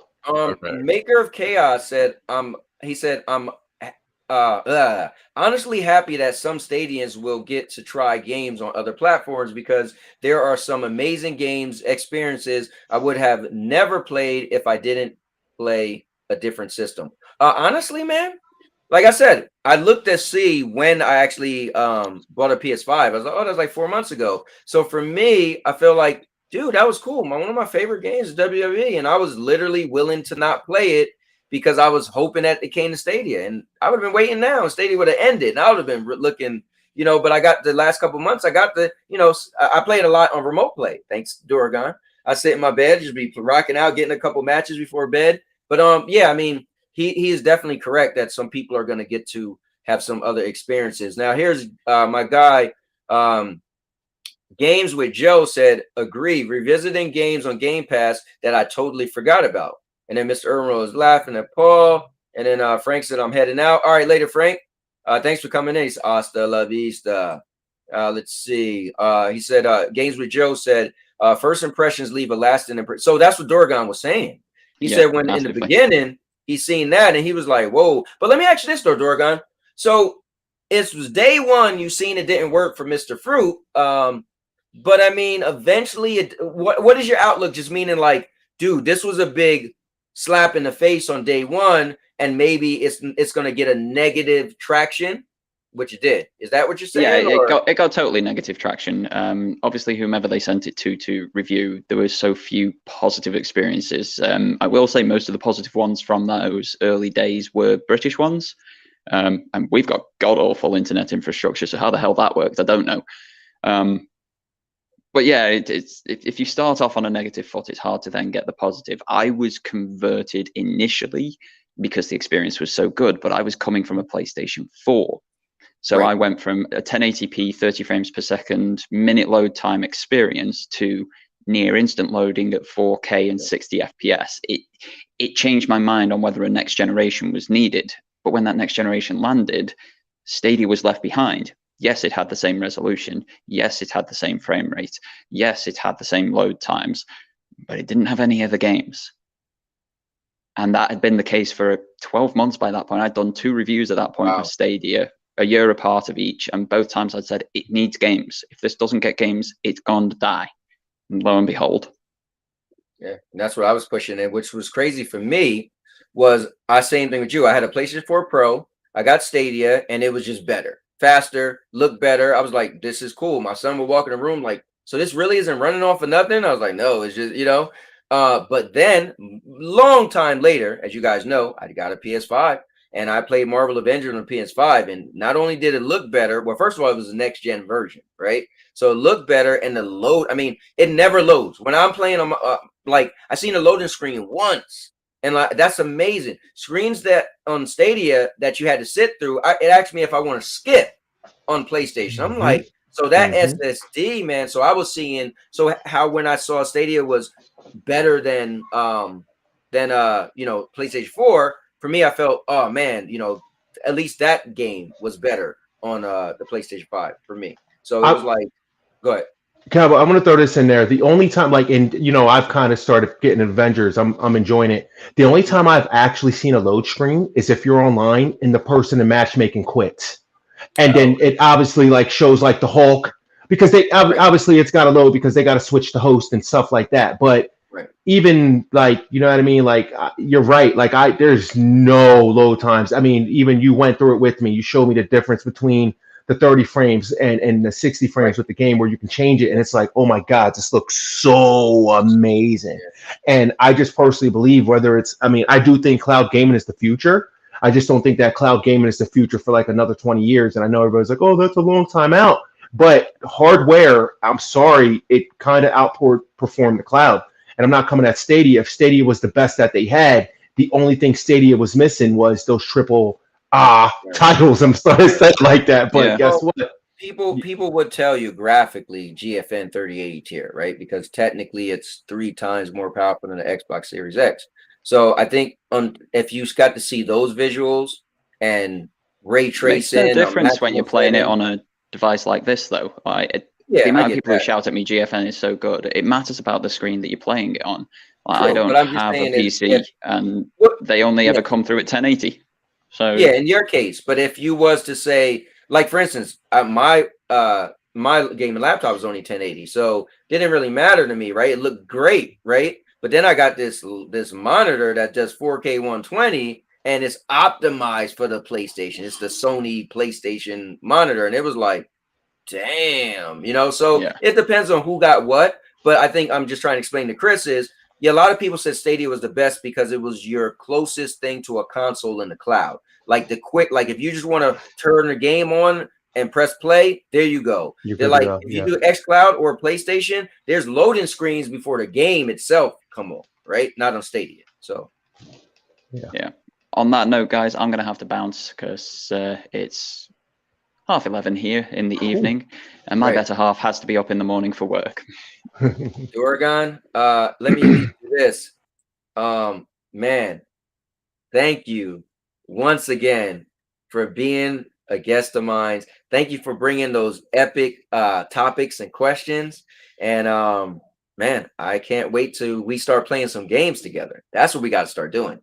So, well, yeah, time zones, man, they suck. We got the weekends, man. Now my wife got the weekends. and the weekends, because she's like, you could do this Monday, Tuesday, Wednesday, Thursday, but the weekends is mine. I'm gonna say, whoa, I need to play some games with Doragon. All right, so we definitely gotta do that. But anyway, man, thank you We'll so find much. something she can join us on, eh? Yeah. I mean, she plays games too, so yeah, we'll figure it out. Guys, give it up Awesome. for Doragon. Later, guys. Take care. Man. Guys, that is my man Doragon. Let's bring F-Cat and none other than Obi Rose back in the building. Thank you. Listen, I with got Doragon's some, departure, I'm actually gonna go downstairs and start getting R2 ready. I gotta get him food and stuff. But I did want to jump in and say what's up. I'm definitely listening. I'll be active in the chat, trolling people. If Lion happens to show up, make sure if you see Lion show up, you tell Lion he needs to acknowledge me. Make sure you let him know that. Well, let me before you go, Mr. Ermero has something that I want to at least have you just mention real quick. He said, I strayed away from religion, but believe we are inside of some sort of simulation and are being put to test in order to graduate to the next realm. But that may be too crazy for some to believe. What's your thought? Mr. Urban World, I'm getting to know you. I think you're a cool dude. I want to say two simple things. Here's my first simple thing. We live on a planet in which, one, if you do wrong, the police will come and lock you up. Like, that is a true fact. If you go out there right now and you rob somebody or you rob a bank, when you get caught, you're going to jail. A lot of people, so this is the funny thing when it comes to religion. A lot of people, the question isn't, do you believe in a God or God? A lot of people will always tell you they either believe in God or they don't believe in anything and they believe in reincarnation. Well, if you believe in reincarnation, well, guess what? You still believe that there's another place you're going to. The question isn't if there's a heaven or hell. We all know that is real. The question is, how do you get there? And I think that's what people stray away from. And I'm not talking bad about religion, but some religious leaders make it seem like if you don't do everything that they tell you to do, or if you don't give money, then you're going to burn in hell. You have religious leaders that have you believing that if you smoke a cigarette or you have a beer, you're going to burn in hell. And that's not true. I mean, like, let's just think about it. Bonhoeffer, and Cowboy kind of knows who he is, but Bonhoeffer was a man, a devout Christian man. He was part of World War II. He ended up going to the gallows. He was one of the last people to die. This man smoked cigarettes every day of his life. And the only reason he went back to Germany was trying to convince Hitler that Jesus doesn't want him killing all these people. That's one of the only reasons he went back. He was a devout Christian, right? He believed in Christ. So I don't think we argue over if there's a God. No, I think we argue over how do you get there. Whether we say next realm, that may be called heaven to others. Some people may say the afterlife, like if you've seen the movie, Gladiator, he says, I will have my revenge in this life or in the afterlife. It's the afterlife. It's all the same thing. We're just debating on what it really is. We're debating on semantics. And I don't think we should do that. I think there's enough evidence. This is just me. I think if anybody does enough research, you will find certain things that happened in the Bible are true. Here's one of them. There's scarring on the Red Sea floorbed. Now, how could that have happened? Like, in all seriousness, how could that have happened? Well, in the Bible, it says that a man named Moses parted the Red Sea. But if it didn't happen, there would be no scarring on the Red Sea floorbed. And that's why I'm like, okay, cool. I watched a science program on Discovery Science, and they were trying to say that the plagues of Egypt actually happened. This was the craziest thing I ever heard in my life. They said the plagues of Egypt actually happened, but it wasn't like it was a biblical miracle. The reason that the water turned red was because the frogs had all left the land and I was just like, wait, what? It's like you try to rewrite well, not you per se, but people try to rewrite what happened. And it's just like, yo, just do the research. Do the research. That's all I'm saying. Do the research and figure it out. We all, my grandfather, before he passed away, God bless his soul, he was a Muslim. I'm clearly a Christian. And we would have these conversations, but it was just that. It was a conversation. A girl who I work with, I won't mention her name, but she's Hindu. We have great conversations. I never point a finger and say, oh, you're going to burn in hell. And I think that's the problem with most religions. And not all pastors, but some pastors for whatever that religion is. You're going to burn in hell if you don't do this. In Catholicism, if you don't say your Hail Mary, you're going to burn in hell. And it's like, whoa, stop. None of us has the ability in us to fix anything in our lives. I don't care who you are, where you're from. You think you have the ability. So what? You got a self-help book and you lost some weight. You're supposed to do that. So what? You take care of your children. You're supposed to do that. The problem is, can you save yourself? Because truth be told, at the end of the day, we're all going to die. And the question is, what happens when you do pass away? So I'm sorry that was a long-winded answer, but that's kind of how I feel about it. That's kind of how I look at it. I love what Rue says, two simple things breaks into a major physiological debate. I'm sorry, Rue. I didn't mean to do that. That's another thing. So that's a big thing right now, which you're hearing it in the church. Where we're from in New Jersey, they just legalized marijuana. And you have a lot of people screaming and shouting, going, "Oh, you probably shouldn't do it because, that's against God." How do you know that's against God? How do you know God didn't say, "You know what? You prayed to me. I gave you the answer. Go." And I'm not giving anybody a license to do this. I'm not saying that. All I'm saying is, how do you know what fits that person's life? If you were in the military and you saw war and you were in the war in Iraq and you were in 9/11, you probably might drink. Like, in all seriousness, you're probably going to drink a lot. You've seen a lot of death. But the person who lives in sunny South California and they're surfing every day, guess what? They shouldn't have as many issues as the person who went to war and shot a gun, murdered 5 babies, murdered 6 moms, murdered 6 dads, and then they got to come home and look at their wife. It's a completely different life. So you can't sit here and say that one person's sin is another person's and we're all going to burn in hell for that. No, that's the last thing I'm saying. What I'm saying is you got to do the research for yourself. You got to look into it. You got to find out, and you got to figure out, hey, you have to understand, I am going to die one day. And once I die, what happens when I die? Do I believe in heaven and do I believe in hell? And I think it's foolish to say there is no heaven or hell just for the sheer fact, like I said, oh, Cowboy's got his food up. Yellow rice, steak, and peppers. Yeah, that looks amazing. But I think it's foolish to say that there is no heaven or hell because, like I said, if you do something crazy, I mean, let's just look at Shakira right now. Shakira is about to go to jail for tax fraud. Tax fraud. Okay, if we as humans will punish you and you believe that there's an afterlife, then you have to believe that there's a person who created the afterlife. I'm gonna say this last thing and I promise I'm gonna shut up. Stephen Hawking, think Stephen Hawking's a great guy. Stephen Hawking recently passed away, like I think it was like 4 or 5 years ago. But before his big thing he pushed was intelligent design. There can't be a God. There has to be intelligent design. And right before he died, Stephen Hawking said, there has to be a God who created intelligent design. And that's just mind blowing to me. Because for years there is no God, there is no God, there is no God. And then out of nowhere, it's there has to be a God. Why? Because death comes for us all. And when death comes for us, I hate to tell you, your mortality really hits you. Whether you be laying in a bed at the age of 93 and you're looking at your children, whether you're in a car accident and you're seeing the flashing lights as you're slowly fading away, that mortality becomes real. And you really start to question in those moments, oh crap, am I going to heaven or hell? So that's my thing. I'm sorry. I wasn't trying to... All right, well, Obi, man, thank you very much for that Sunday morning service. We appreciate it. And yeah, good stuff. I mean, listen, the thing is, the platform's open. Guys, we're gonna have more different things, on the show. Definitely gaming is still a focal point, but I love to hear what other people have to say about non-gaming stuff. Like it could be movies or pets or whatever. So it's just kind of cool. But all right, Obi, thanks, man. I appreciate you. Thank you for having me. I just want to say this. I like the comment. Mr. Urban World says we'll discuss this over a cup of tea at Starbucks. I would love to do it, man. Hey, you can. Nobody has heard Mr. Urban really speak. So I was gonna say, Mr. Urban World, come on my channel. Let's talk. I'll bring you backstage. Let's just have a conversation. I love to talk about it. They're good conversations.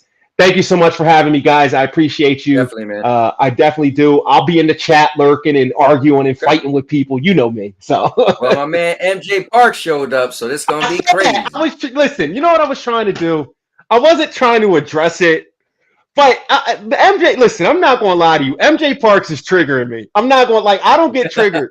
But like this is great. Like I just see the bottom comment right now. I'm still working, but had to drop in for the new clickbait cowboy. MJ, let me say something to you, man. And Cowboy, I'm sorry to do this. No, MJ, the channel's open. I got an idea. You're at work right now. Here's an idea. You know my man is streaming. You know my man starts streaming at between 5:45 to 6. Take your lunch break. If you start at 6 o'clock, well then here's my next suggestion. Your next day off, come and have the conversation with him. Because we're not even talking about Luna. We're not talking about none of that stuff.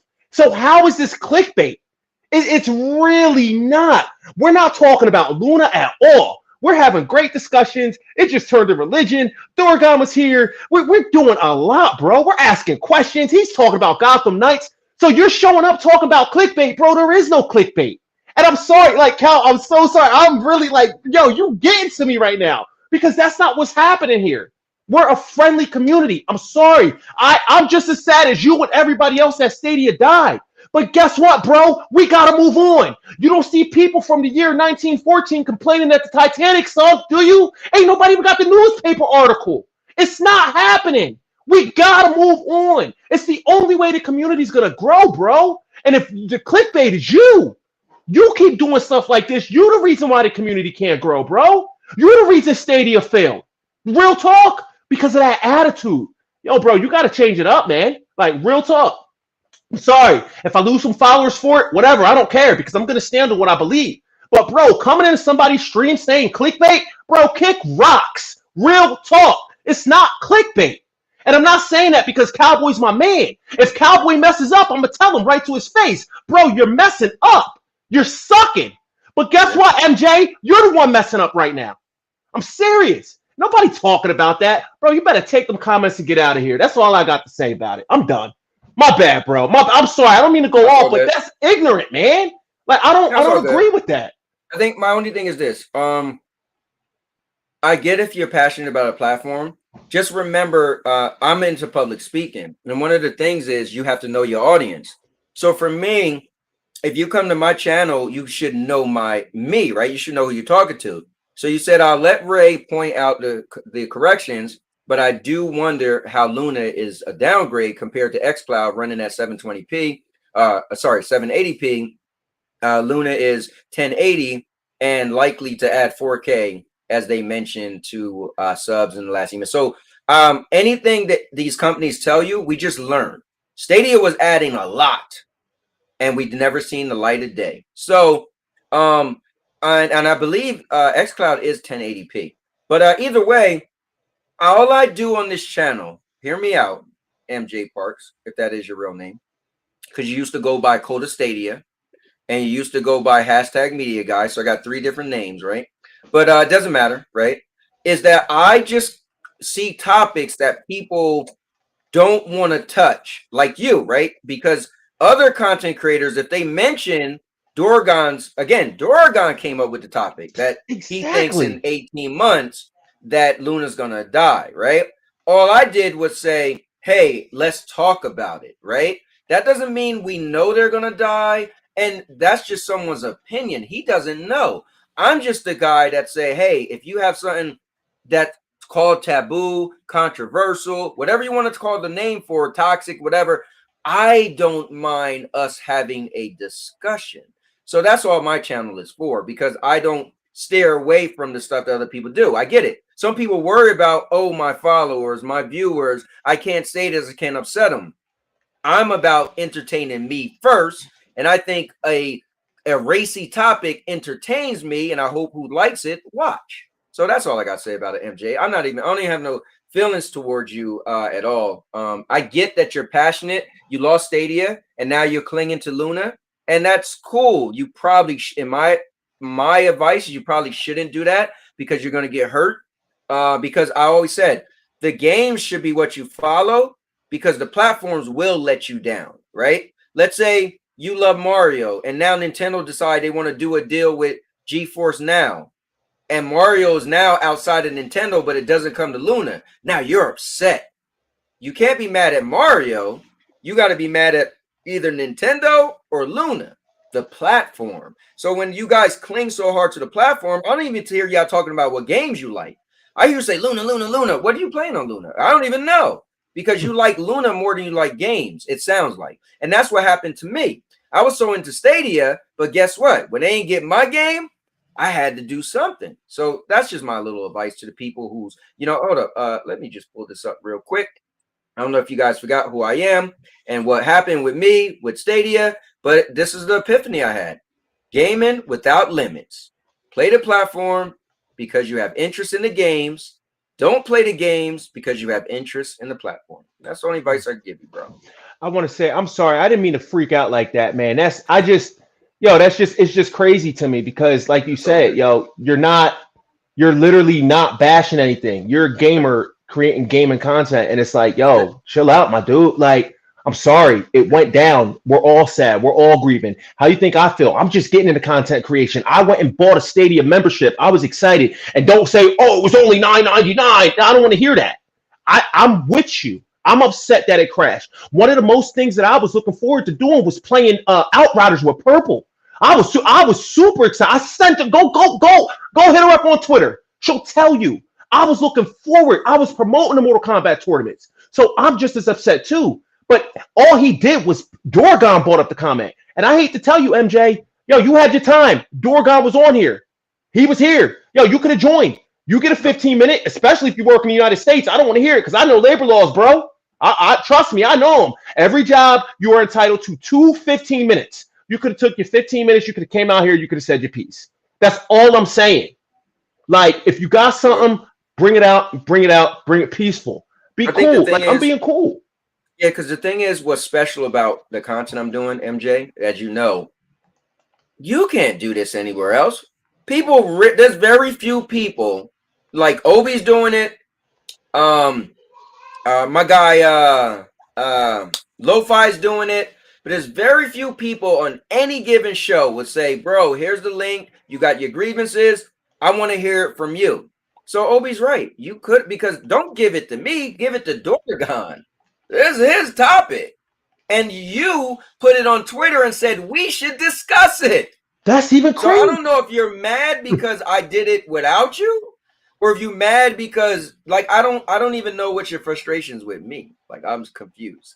But I kind of don't care either. You know. I could dig it. I'm sorry, man. Let me get out of here. Let me go hang out with my boy. Listen, you guys have a good one. I'll be in the stream. Like I said, once again, I'm sorry, Cowboy. I didn't mean to just. Okay.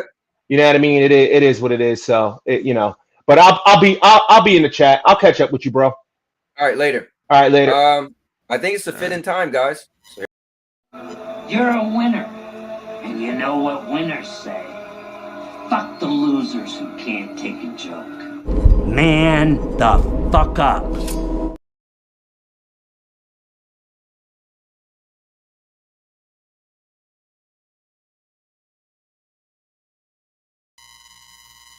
All right, anyway, let me get to the chat real quick. FCat, talk to me, man. Talk to me. Not really too much. It's news. Overwatch 2 still down. Oh, is it? 24 hours. Yep. 24 hours? It's been over 24 hours. It's still down. I got an article says Stadia fans are finding ways to use its controller wirelessly with other platforms. Really? Yeah. That's deep. Yo, wait, Rudig said he's coming to New Jersey.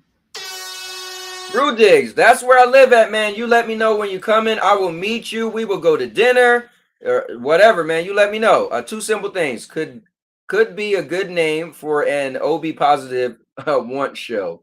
Just saying. OB positive rant show. Got you. PlayStation Stars launched today. PlayStation Stars launched today. Yep. So if you want to pull that up and have a look a little at it. Okay, what all they could do?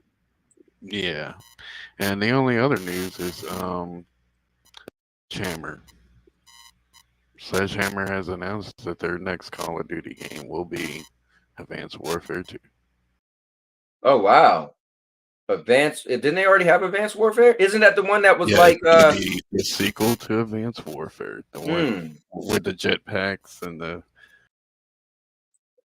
Yo, these guys crazy. Maker said Maker Cowboy the new Aminar. No, I'm not, man. I don't even got nothing to say about Luna. I barely even speak about Luna.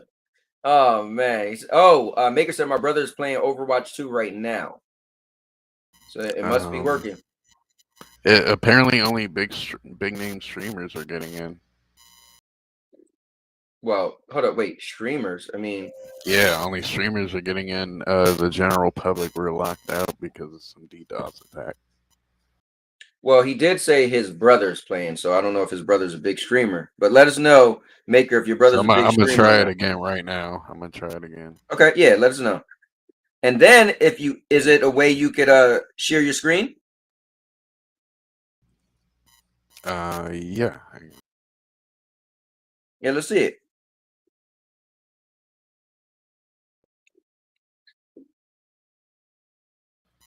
Actually, I'll be right back, and I'll pull that up. Let me see. Right, Rudik said he's coming to New Jersey. Let me see. I get 3 people to join with me. Obi Rose Kenobi checks Cowboy Discord.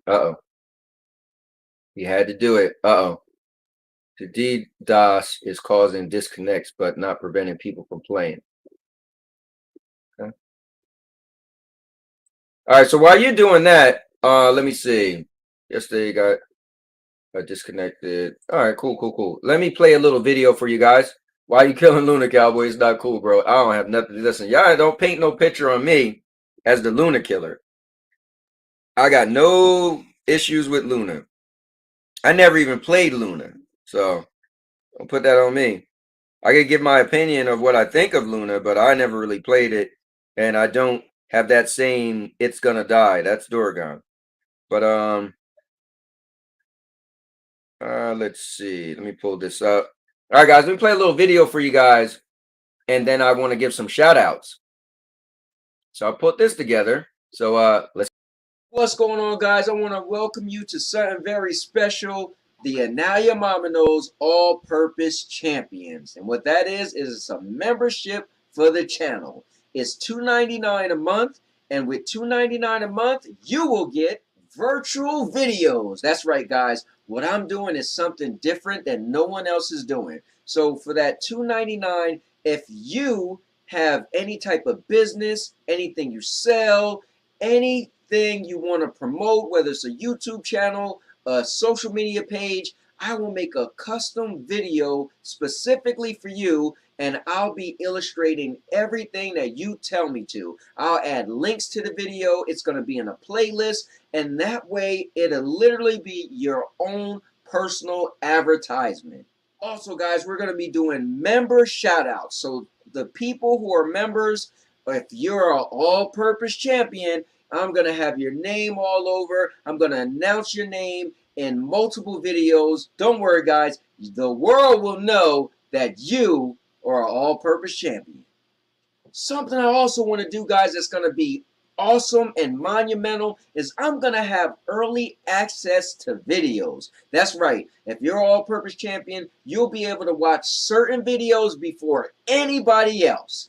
Also, guys, I have emojis and badges. And the cool thing about the badges are the longer you become an all-purpose champion, guys, you get the upgrade from badges to badges to badges. So you can show everyone else your cool badges and why you're an all-purpose champion. Well, guys, thank you. And I know you all can't wait to rush out and become a Now Your Mama Knows all-purpose champion. So I'll see you guys in the next video. And now your mama knows. And now your mama knows.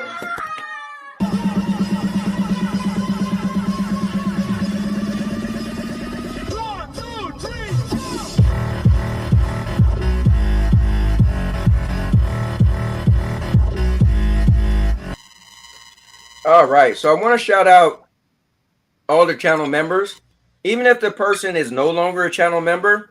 But I just want to shout you out regardless.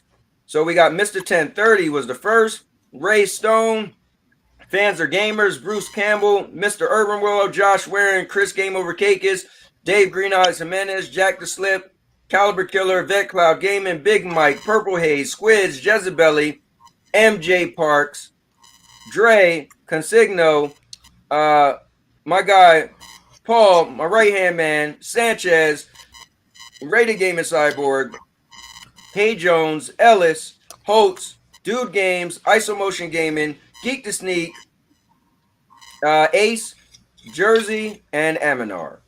So those are the all-purpose champions. Whoever ever been an all-purpose champion, whether you was one for one day or whatever.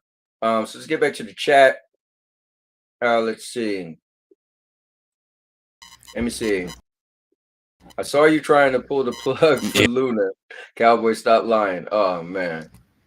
Go ahead, FK. Overwatch 2 still. It's still not working for you? That sucks. All right, so let me do this. I'm gonna throw a game on. All right, let's do this. Let's end the show with some gameplay. I haven't played Fast and the Furious in a long time. So let me throw on Stadia. And I'm gonna throw on Fast and the Furious. Let me get a race. Let's do that. As me and FCat talk it out. So here we go, guys. Bam, let's pull Stadia up. I'll put us at the top. Yeah, like I said, ain't really nothing going on. Nothing too crazy going on in gaming, I guess, right? Besides all the stuff that happened. All right, let's see. All right, so let's jump in Fast and Furious. Go ahead, FCat.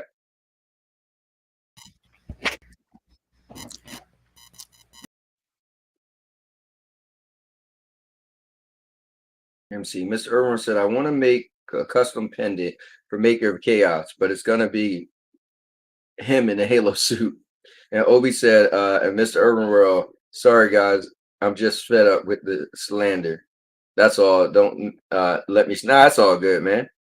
It's all good. Listen, this is what we do. Maker, thanks. That's my point. We just laugh and joke, man. And, you know, we talk our little smack. But it's gaming. This is what game is about. So yesterday they got disconnected. Okay. Trying to see. Oh, Maker said Luna gonna die because everyone in social media is trashing it. Like, well, I think that's hard too, right? I think what Doragon said about Stadia is on day one, the general perception was bad. So that's why he felt it was gonna die. And I think that's kind of scary for a platform. Because yeah, Luna, when you think about it, is still only in the US. And man, that's a slap in the face to so many of our fellow gamers, right? And content creators. But Amazon have to know whatever they want to do. I think maybe they're afraid to expand. Like, look at Stadia. Imagine if Stadia just stayed smaller, right? Even if you shut it down, you wouldn't have lost as much, right? You wouldn't have to refund as much, right? I'll go online, see if anybody's playing online. Everybody ready? So I think Luna might be smart. Amazon might be like, listen, we got a gaming platform. We'll slowly roll it out and see how it goes. And so maybe that's the thing. Here, I'm gonna start using this card actually. I think I'm back to using this. All right, so it doesn't seem like anybody's online. So let me start it. Just get a quick race in. Lion said that was epic, Obi. Yeah, man, he cut a promo. But guys, Actually, why I are do you want to so? talk to you about the Okay. About the Angry Joe show, the Angry Joe video. Yeah, Like I mean, how you think his demeanor was like. I know you clicked on that expecting him to have one of his nuclear meltdowns. And Right. be like, oh, Stadia's so, and I told you so. But instead, he was like actually giving remorse. Jealous? Stadia. yeah, it was kind of cool. He was like, Like, actually, Joe- Stadia works really well. And I was like, oh wow, so that was kind of cool. That's like the first time I've seen. Well, you know what? I think a lot of people just want to dump on Stadia, but when you think about it, right, it's nothing else for him to like talk trash about because it's gone. So I think like it's okay to like dump on it, but now that it's gone, it's like, all right, well, I really don't have nothing. Like, it's like, don't kick them while they're down. So what's the point at this point? You know? And I think that's what it was. So what would you, the cowboy, tell that Stadia player that has the 6,000 hours? Oh, my man Color? Yeah, so I personally know Color. Color has been on my show a couple times. And I was there when Color first got, I think it was like just 60 subscribers. And he was like, oh my God. Like he was a part of Stadia Super Saturday. And that was that was the most epic part of that Stadia Super Saturday. Everybody remember, somebody's like, Color, you got 60 subscribers. And he screamed as if it was 8 million. It was like so genuine. But yeah, I mean, personally, I would just say, listen, at the end of the day, Google had to make a business decision. They decided to close the platform that you love and put over 6,000 hours in your favorite game. And it's unfortunate. Maybe you could get some of those hours back on PC, because I think that's what they're trying to do. But other than that, you know, I'm just a realist. And so one of the most real things that you could do is just be an observant of life, right? And what I mean by that is, if life shows you lemons, you got to make lemonade. So you observe life by seeing there's ups and there's downs. Everybody in life has been through ups and been through downs. Unfortunately, as a gamer, this was a big down. But guess what? Who stopped?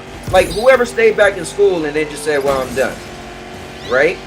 Some people sure they did, but that's not what you do, right? So me personally, I would just say, listen, bro, this is crazy. I can't believe you put so much work into it and time into it. But you know what? It is what it is, man. And you just got to move on. Now, you might want to say, okay, I'm never playing games anymore. You might just give up on gaming, right? But that's your prerogative. You do what you want. But at the end of the day, I would just be real with them. Hey, man, you know, I'm sorry to hear this happen to you, but you know, as much as you could do, as much as they're willing to allow you to do and give back to you. And at that point, if you can't get nothing, at least you got your money back. You can't replace the hours, but that's about it. So that's what I would say. Also, let me ask you guys in the chat, and you, FCat, what is your personal thoughts of movement, since it became a topic more than what it was earlier? What is your personal thoughts of movement?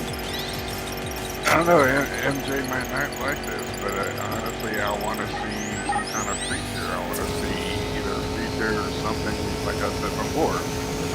Prime Video has free section with free movies with ads.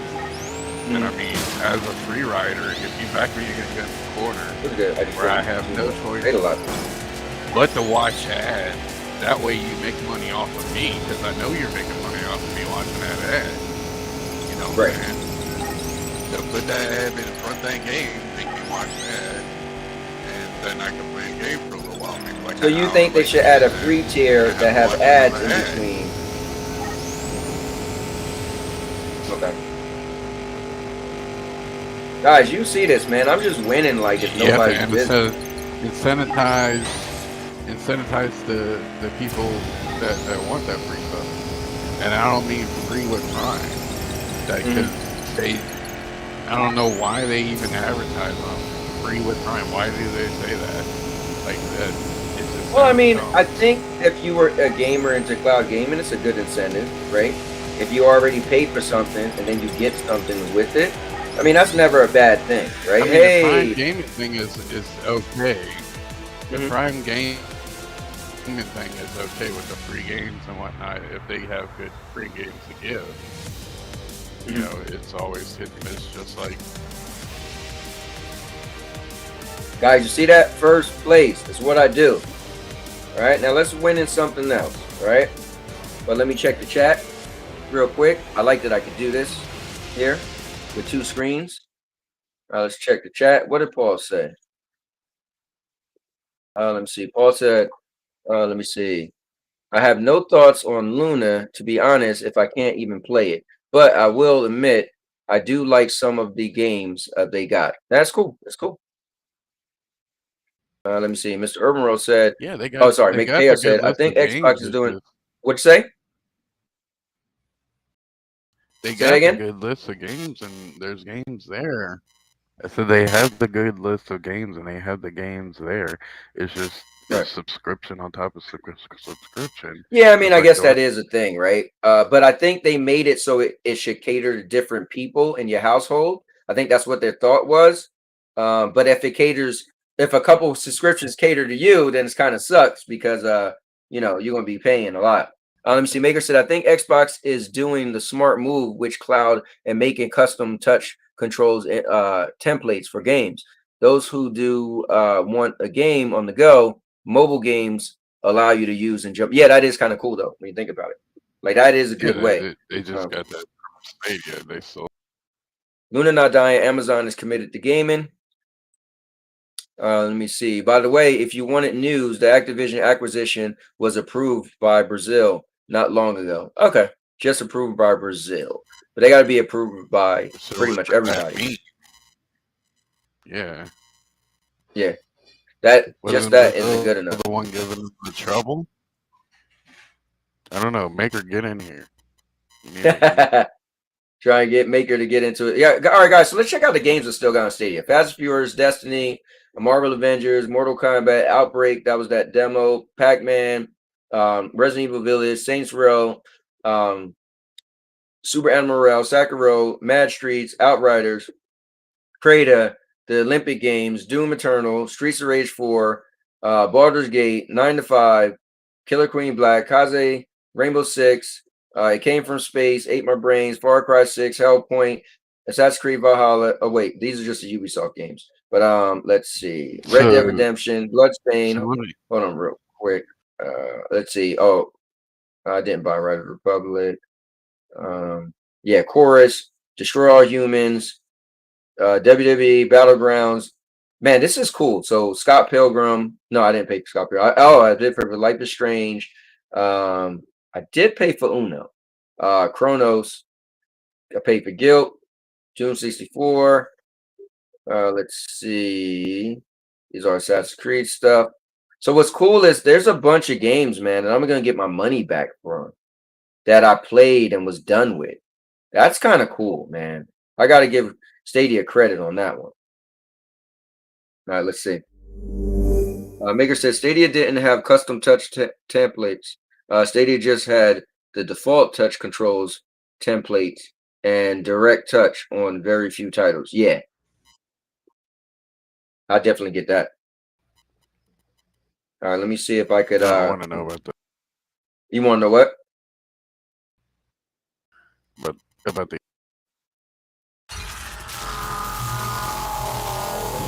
No, say that again. You want to know what? about the Activision Blizzard deal. Okay, well, he said it went through in Brazil. Like Brazil, I guess, is okay with it. You know, I don't know what that means though. So does that mean it goes through? Oh, look at this. Yo, hold on. Guys. Hold on. Oh, I think they got an update. I'm like, hold on, because I was about to say play elimination to reap the rewards. Oh, I think they took off multiplayer, or at least they got rid of all. Let me see something. Oh, hold on. I think they got rid of my my save data. Let me just see. Yo, look. All right, guys, you saw this live. All my Pac-Man save data is gone. Wow. Okay, so they're starting to strip certain games. Wow. Look, all of this says complete. Look, I had customized my character. I even paid for little outfits and all that. My Pac-Man had a cowboy hat on. Yeah, because when you play the game, you gotta play a certain amount of games. Okay, hold up. Let's see. Maybe it's coming. No, never mind. Let's not freak out. Everything was gone, and it looked like it just came back. There we go. That was crazy. I was like, hold up. That was weird. All right, guys, let's see if I win my first match. Stadia did say they were gonna have like performance and things like that. Well, yeah, they did say that. So there's gonna just start. They're gonna start being issues. Let me see. Obi said, "Lion, I'm kind of embarrassed. I shouldn't have gone off. I know it's cool with Cowboy, but slander burns me big time. If someone's slandering MJ Parks and I'm around, I'll go off on them too." That's pretty cool. He said, "Right is right and wrong is wrong, bro. Don't slander and lie on people. That isn't cool." That's all good. He is very passionate about Luna, and this is crazy. It's not letting me go into that little training room, but he's very passionate about Luna, and he feels that you know, Luna is his platformer choice right now. I would love to know what you're even playing on Luna though, MJ Parks. So when you come in here, right, I want to start knowing about games, right? Don't come in here and start bragging and backing up a platform. Tell me what game you playing on a platform. But guys, let's bring in none other than the maker of chaos. Maker, what's going on, man? Nothing much.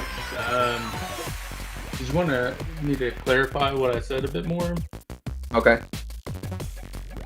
Are you talking about the mobile thing? Yeah. Specifically, I'm talking about like the Xbox has created a bunch of custom templates depending on the type of game, or similar like touch-like experiences as like a regular mobile game would. Yeah, I know exactly what you're talking about. Yeah, and Stadia doesn't do that. They've only got the default template or the direct touch feature, which is only in like 4 or 5 games. Megan, are we even still talking about Stadia? Bro, it's done. Oh, why are we? I'm talking about more so talking about xCloud. Okay. Which they've implemented a direct touch feature as well. I believe was it As Dusk Falls has a direct touch feature on it as well. Yep. All right, I think I'm just gonna quit this, guys. Look like I can't get a mat. I'm sure it's probably nobody playing, but at least can I? Oh, I guess I sworn that game died. Yeah, I think this game is only you play with people. Like I could at least let me play with the computer, but I could at least do this. Let me just get a mat. But Lunas, if you ever get the chance, definitely. Do you have Amazon Prime? Okay. Yeah, I got Amazon Prime. I would recommend checking it out at some point. And let me ask you this. Pretty solid. Oh, here we go. Let me ask you this. For what? What? No, for what? For what? Am I just checking it out just to say I checked it out, or is there a game you want me to play on there? Like, when people say that, oh, check out GFN or check out this, and then it's like, for what? Like, is there a game that I never played that you recommend that's on Luna I should try? Well, I don't know if you like the Judgment series, but I know both those games are on Luna. No, there's a bunch of those Yakuzas on PlayStation. Judgment? I don't know. It's not Judgment, but it's Yakuza. I don't know how different they are from. Yeah, in their subscription service, yeah, you get the Yakuzas. Judgment's a bit different. It's what do they say? It's more like a detective type game rather than Yakuza, where you play as. Nope. Don't really care for that. Let's beat 'em up. You know, you just punch a bunch of people. Basically. Yeah, I mean, I think what's cool about it because I do like beat 'em up, and you know, it's yeah, it just looks like I would be going out of my way to play something. Like I just have no need, you know. Like in life, it's like, yo, why don't you get a scooter? It's like, bro, I got a car. You're playing Pac-Man. I mean, yeah, listen, bro, I'm a pack fiend. I'm a pack genius, Maker. Look at me. Are you watching right now? Maker, did you just see that? Bro, you don't know nobody that could have pulled that move off. Yeah, I know a few people. No, you don't. Trust me, you don't. Like that was some top level stuff, Maker. Look at it. I'm a pack genius, man. That's what I do. And watch I win, Maker. Here's the difference. I can guarantee I'm gonna win this whole thing. You know? But anyway, yeah, I do like Pac-Man. I am a little older, and so my mom she was big into Pac-Man when I was a kid, and my grandfather was. So I grew up watching them, and I always wanted to be better than them. They used to play each other, and I always wanted to be better than them. So when I got a chance to play the Atari, I was like, oh, I was practicing the Pac-Man. I don't really play it that much anymore. But, I feel like there are some games on Luna that you might like. They got some fighting games and yeah. Like, You got an I extra don't know life if you like too, Devil May just- Cry. Oh, I love Devil May Cry. I played and beat every Devil May Cry. So when they got it on Luna, I was like, yeah, I played and beat that like 4 years ago. You But it's beat cool, Devil May though. Cry 5? Yes, yes, I did. I game I fly didn't know. and beat Devil May Cry. This Yeah, is fun. it was fun. My favorite Devil May Cry is still part 1. I think that was so over the top. It was just amazing, man. Just an epic story. When you fought that big giant like Raven, like it just had some really, really big video game moments that I never forget. The final fight was great. I love that one. Was that Virgil and he had like all his armor on? Yeah, he had his like demon Yeah. form. Yeah, yep. That was cool. Yeah, bro, listen. Yeah, I was a fan. I was a fan. Yeah, if a Devil May Cry came out today, I would be compelled to play and beat it. It's one of those games that I was a part of the series and I played and beat every game. So I think that's the biggest issue I would say Luna has is they don't get a lot of really new games. I mean, they got Thymesia, but and, like Skatebird, but a lot of it's really small titles that I don't think anyone really cares about. yeah.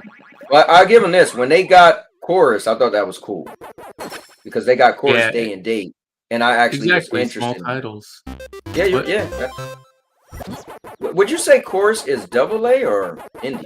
I'd probably say it's AA. Okay. Gotta go along with This is backed by a major publisher. I remember the big debacle of that game because that was the first game that it was rumored to be on come to Stadia, and it was next gen. So everybody was like, "Oh, is Stadia next gen? Well, it's getting Chorus." Because Chorus was like one of the first next gen games that was shown. It was like, "Oh, you've seen the video," and it said, "Whoa, for the new consoles." And that was the first game that was shown for the new consoles and also had a Stadia logo. That was the thing. So people was like, "Oh, then it must be Stadia must be next gen." No, honestly, I think one of the factors in Stadia surviving or not is they were debating costs for new hardware for it. Okay. Didn't they get the video stuff? I mean, what were they doing with that? Oh, that who knows? Yeah, what I mean, will we ever know? Right. Pretty sure Google used AMD though. No, the last thing we heard on Stadia was they added the NVIDIA GPUs. They did. I don't think they ever updated their GPUs. I just know that whole thing came out. I don't know what they ever did with it. I think Also, the base Stadia they did make a whole team. They did Oh, make a what? whole team to work on Did I come Google over? Play PC app. Oh, yo, that was the first time I died. Did y'all realize that? Man, I should have went through this flawless. I didn't mean to do that. That was before the shutdown. Hold on, FCAT, did you just hear what I said? Cause I'm a cowboy! Oh man, that's what I do, You man. got lucky. I got lucky. Bro, I died once. Once. Yeah, I shouldn't even have died. That sucks. I'm mad now. Alright, anyway. Let me quit this game. Let me pull this off. Anyway, guys, wanted to show some little bit of love to Stadia. Actually, let's see who's playing on Stadia right now. Let's spy. So A1 Wilson, that's Wilson. He's playing Outcasters. Certified Doc is online. Wow, more C people Tour is playing online. Stadia now that Back to it's- Slip is online. He's playing Rogue Book. Let me see. Lovecraft Tapes is playing Destiny.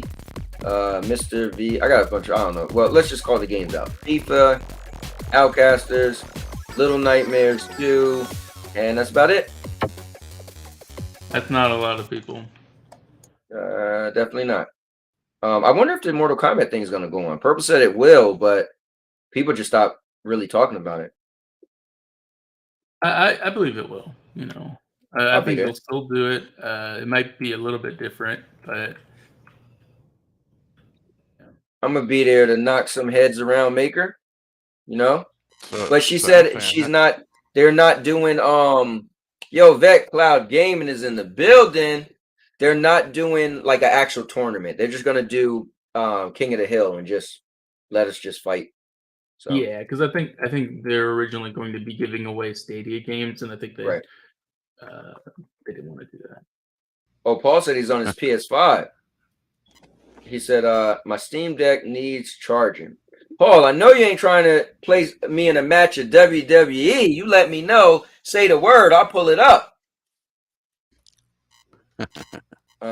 actually, I have a little theory about how might have Okay. stayed shut down. Since Phil Harrison was getting that job at Sony, I mean, he so the way it goes, like, if one CEO leaves, he has to pass the CEO title to another person, right? So the other person was the guy who wanted to invest into the F1 race car. Okay. So that's pretty much why they just said, forget about it, let's shut it down. So you saying that because they couldn't do two things at once, they couldn't have Stadia and get back a race car? I mean, I guess.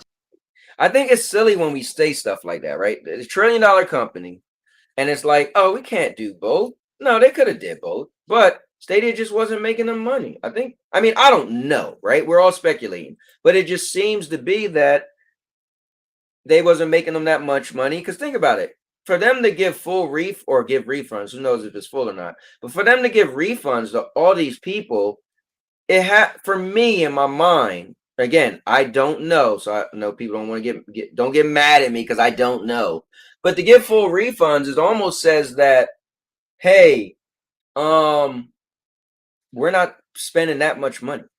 Because here's the thing, let me ask you this, Maker. Do you think they made more money on Pro than they made on people buying games? I wonder. I think so. Yeah. Yeah, so there you go. So because I think so too. So it's kind of like, bro, we made more money on Pro anyway. So let's just pay them back for their games because they can't get their money back for Pro. So it's like they probably didn't even break even. They probably made a little more than the money they're giving back. I don't know. He's an alleged refund. Like, Yeah, I guess we got maybe what Project said, they sold the tech body, and the number was a lot bigger than the refund. I mean, maybe. I mean, that would make sense, right? Hey, what if we could sell this and the check we get cut would be more than if we was to refund people because they'll be disgruntled. And it was like, oh, we're gonna get way more than the refund. All right, right. What's your thoughts on that, Maker? It could be that the rate of income that they were getting from the immersive stream was going to be higher than what Stadia was projected to do, and that's why that is a potential that why they shut it down. Right. Paul, I just said, come see me in WWE. Did you want to get a match or not? Let me know. I think I'll end this stream 2.5 hours today. So we got like 12 minutes, you know. So let me know, Paul. Matter of fact, I'm just gonna get a match regardless. Let's see. I gotta do remote play. This is cool. Actually, if you wanted to pull up the PlayStation Stars thing. Oh, the Stars thing? You got? Do you have yeah. Do you have a thing for it? Isn't it only on mobile though? Yeah, I think it's only on the phone app. Is it? Oh, okay. There'll be a little stars icon up on the mobile app. Yeah, on It's top right. I got it on my phone. Yeah, I got it. It says let me take a look. You can collect enough coins to buy even full games and stuff like that. Let me take a look. So go to the Sony app, PlayStation app. Now, in the top right of mine is like the whole Friends thing.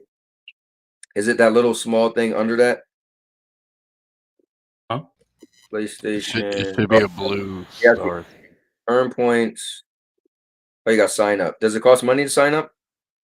No, No, free. So what? So explain this to me. They're gonna give us points just for playing our games that we do yeah, now. and you can redeem them for stuff, for So digital stuff, collectible stuff, and I'm for games.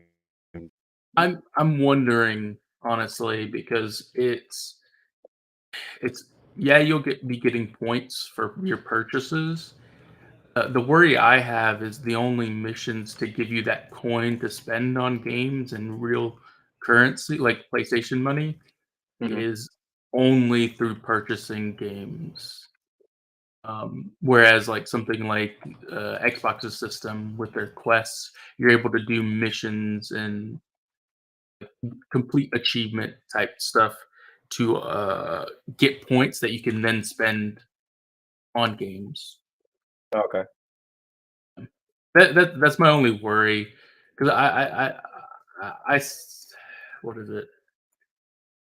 Looking through the rewards for completing like missions, it was just wasn't appealing to me. Did I click the game? Like, What's also said oh, I it's had to click only on the play mobile game. app. It's not on. Yeah, It's not on Overwatch the is console. still not Okay, letting me yeah. do So you could only go it. to it on the mobile app. There's 800 people in front. It takes a while to get into Overwatch. My brother, I believe, just got in. All right. So here's the problem. I gotta go turn off this music.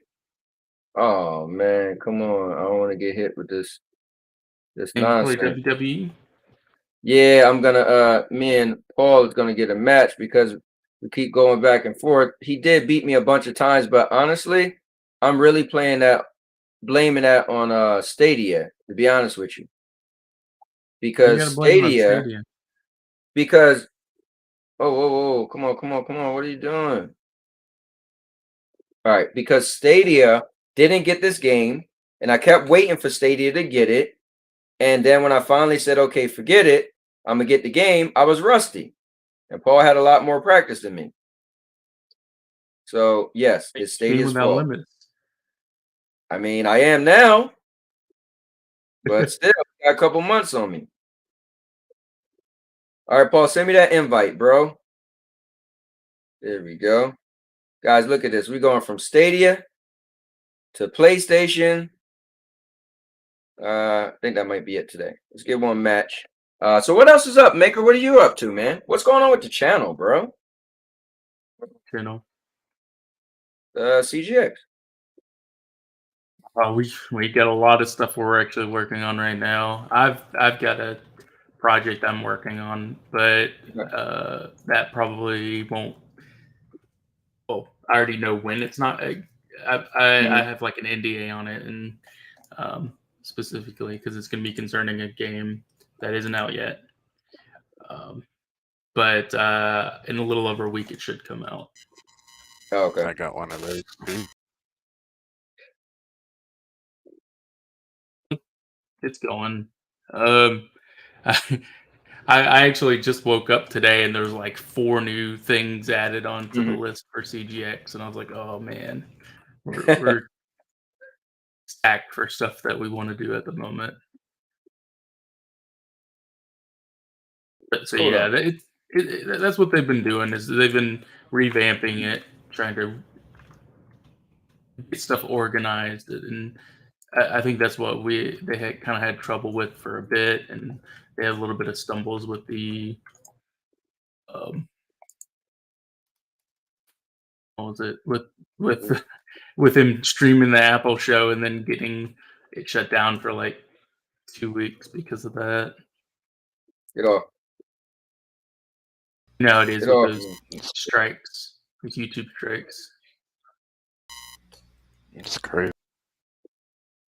Yeah, all because they were streaming an Apple show. Like, it's really weird. Currently, I'm playtesting 2 games. One of them I can't say which one it is. Oh yeah. But, yeah, it's It's Ubisoft, but it's highly confidential.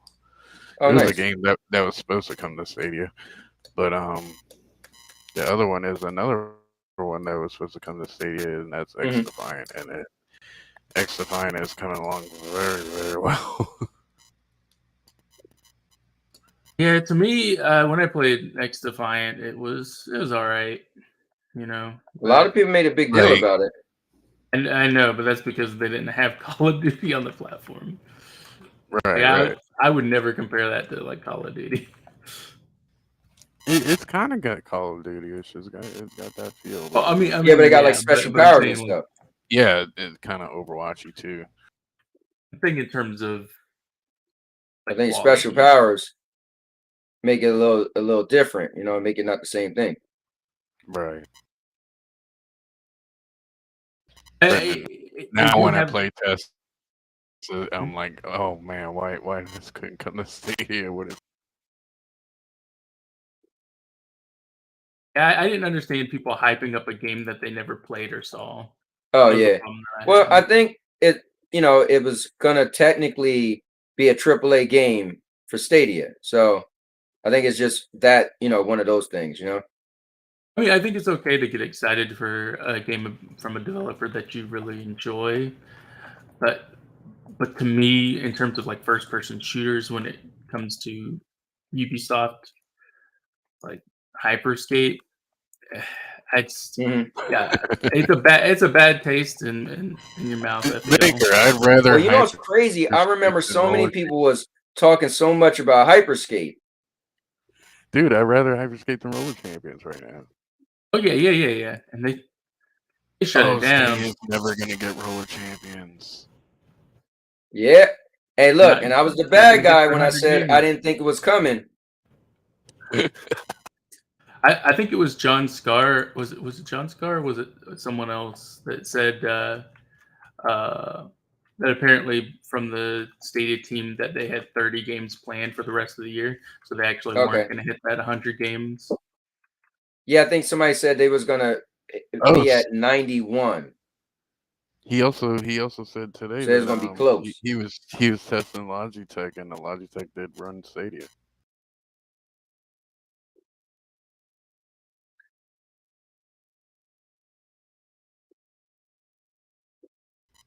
So that's that's crazy.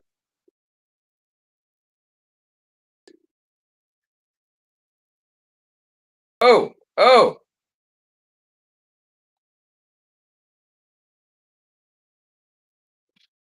Uh-oh, guys. This might be it. Oh, God.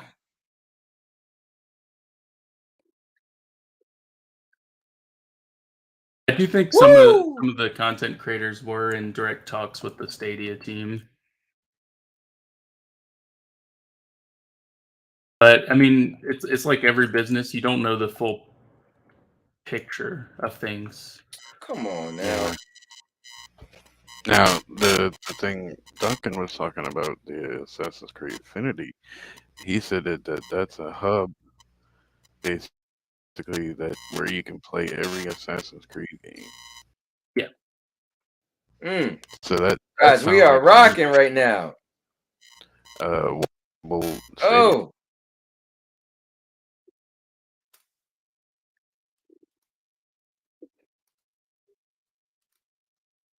Man, yeah. I know it's supposed to be a hub where you can play all the Assassin's Creed games. Oh God! I'm just not necessarily sure if it's going to be Stadia or not for that one. Woo! Yeah, I think Stadia burned their bridge with Bungie. Bungie's pissed at them now. The Ubisoft employee that I know has not mentioned anything about utilizing Stadia. If anything, the Ubisoft employee person that I knew wasn't like thrilled about Stadia. So apparently Bungie's trying to work with Stadia players to get back the refund for their silver purchases too. Oh, come on! I just wonder about Ubisoft support in general because of Roller Champions not arriving on Stadia. and it just felt like Ubisoft support started to wane there towards the end. Yeah, that was crazy. Yeah. The For Honor thing. They always mess that up.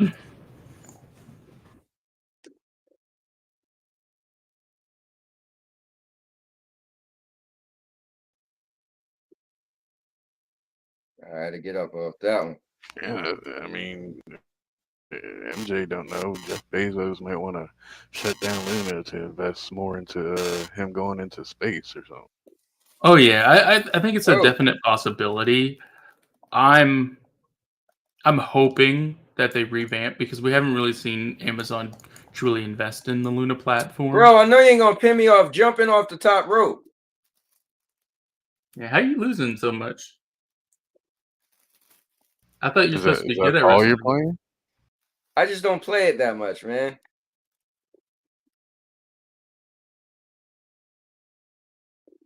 What?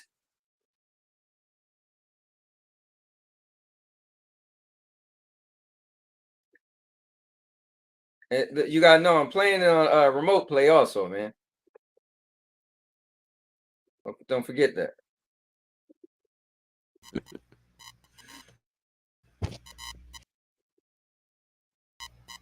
Oh, That's what I thought. I thought Angry Joe was going to turn into Steve. Aminar. I swore to God, I was like, I'm going to click this Steve. link and Angry Joe's going to turn into Aminar. But he did. I think it's the problem, over, you know? Yeah. I think the problem with Angry Joe in particular was he experienced it at the beginning and never looked up anything. But I would also say Right. that Stadia never tried to change that image. He There's actually still a got lot the of early. He actually was one of the person that got the early thing. It's rough, guys. This is rough. Go test it. So Alex, being Zombie. Alex, gave it a bad name and gave it that bad name to Angry. He just repeated it. Well, yeah. Just so y'all know, I'm on remote play, all right? So I got a little bit of a delay. For me, I So think a lot of they probably only played it 12 minutes. They probably only played it for like 12 minutes and was like, "Oh, this." For me, I just take it at like these. They don't really know the inner workings of a lot of the things that if I'm wanting to go for like a fact-based news thing, I don't go to Angry Joe about that. You know, he's just like to me, he's just like an average gamer talking about gaming news and stuff like that. Oh, Angry Joe?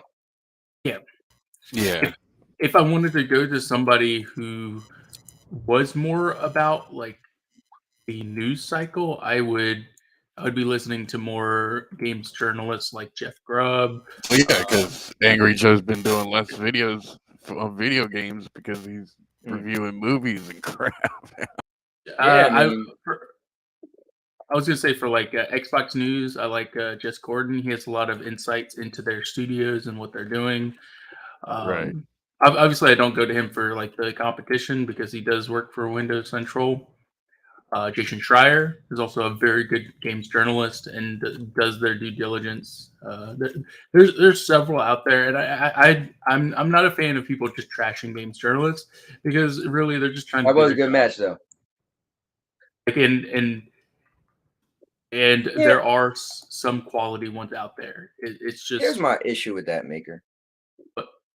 Bro, how many people bash me all day? Do you get mad? Do you come and protect me and save me? No, but you know why? Because I'm the first person to say if I open my mouth, then it's in front of the whole world or who's ever watching, and you guys you can ridicule me if you want. And that's the same thing with journalists, newspaper articles. Somebody put a post on Facebook. The little kid go to school and write on the wall. I mean, dude, you put your stuff out there and there's haters. What are you gonna want? Every hater in the world to just disappear? There could be people who's literally disgruntled and has no claims, like MJ Parks, and be a hater. But guess what? That just comes with the territory. If you don't have a problem with people scrutinizing your work, then you probably shouldn't have been a journalist. That's just to be honest. I'm just wanting to explain. Okay. I'm not like you can come after a journalist. You can talk about them. I think I'm more frustrated at people who try to use their platform to get their like to showcase this person without like letting them get a say, because you're just basically dogging on them without them getting a chance to I mean, come back. imagine if you, right, was talking about Prince William. Prince William might never ever see your content, right? What do you want, Prince William to find out that Maker Chaos is talking about him and give him a chance to come and express himself? No. It don't Well, work I mean, like that, man. No. I think there needs to be a thing to understand. Like, there's a difference between being like a shitty person and and being a respectable person. You can explain why you feel this way or why you think this particular thing, but to insult someone's character or even try and act like you know more than said person when they have a career in that particular field. It's like going after scientists for further research in medicine and then being like, I know more than you, and all you have is a high school diploma. You know, it's a bit frustrating because those people. The worry I have is that people who don't know what they're talking about will misinform people, and it's just a bad thing overall. And that's why I say, like, listen to all different types of sources and listen to this crazy theory. So listen to this crazy theory going around right now. People actually want Elon Musk. They want him to do what? To come by Stadia. Man, can we stop? You know what? I can't wait to January 18th because I'm so tired of talking about Stadia. If it ain't some crazy, actually, it's just losing steam. It ain't even really nothing to talk crazy about really anymore. Elon Musk, people want him to buy Stadia and do what with it? Let it die again? Yep. Cowboy, can you explain the fighting? I can't. This isn't similar to anything you would have played, unless you played a wrestling game. It's wrestling. You got strikes, but then you got grapples. Throw people to the rope, slide out there. It's a wrestling game. If you didn't play wrestling, you won't be able to connect to this at all. You know, FCAT testing skull and bones. No, it's not that one. It's not that one. But if it was, would you tell it? Just saying. He said it was secret. Basically spelled it out. Aminor says Stadia is dead. They have a phoenix for a logo. The game has a phoenix. Bro, you're not supposed to be saying nothing. I'm not saying you're talking about Heartlands? Maybe. All I want y'all to know is, Paul, I was playing on remote play. Okay? Remote play is good to play, but it wasn't 1-for-1. All right? Just so you know.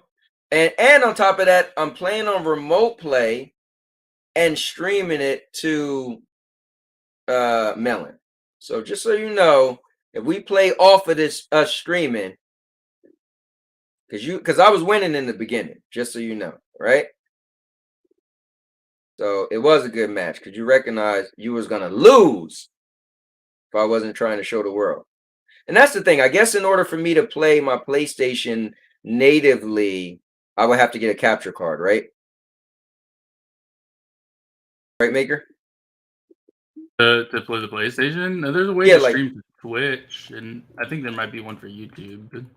No, but I mean, like, well, no, I can stream to YouTube, but oh yeah. I guess I just have to do that. But here's my issue, man.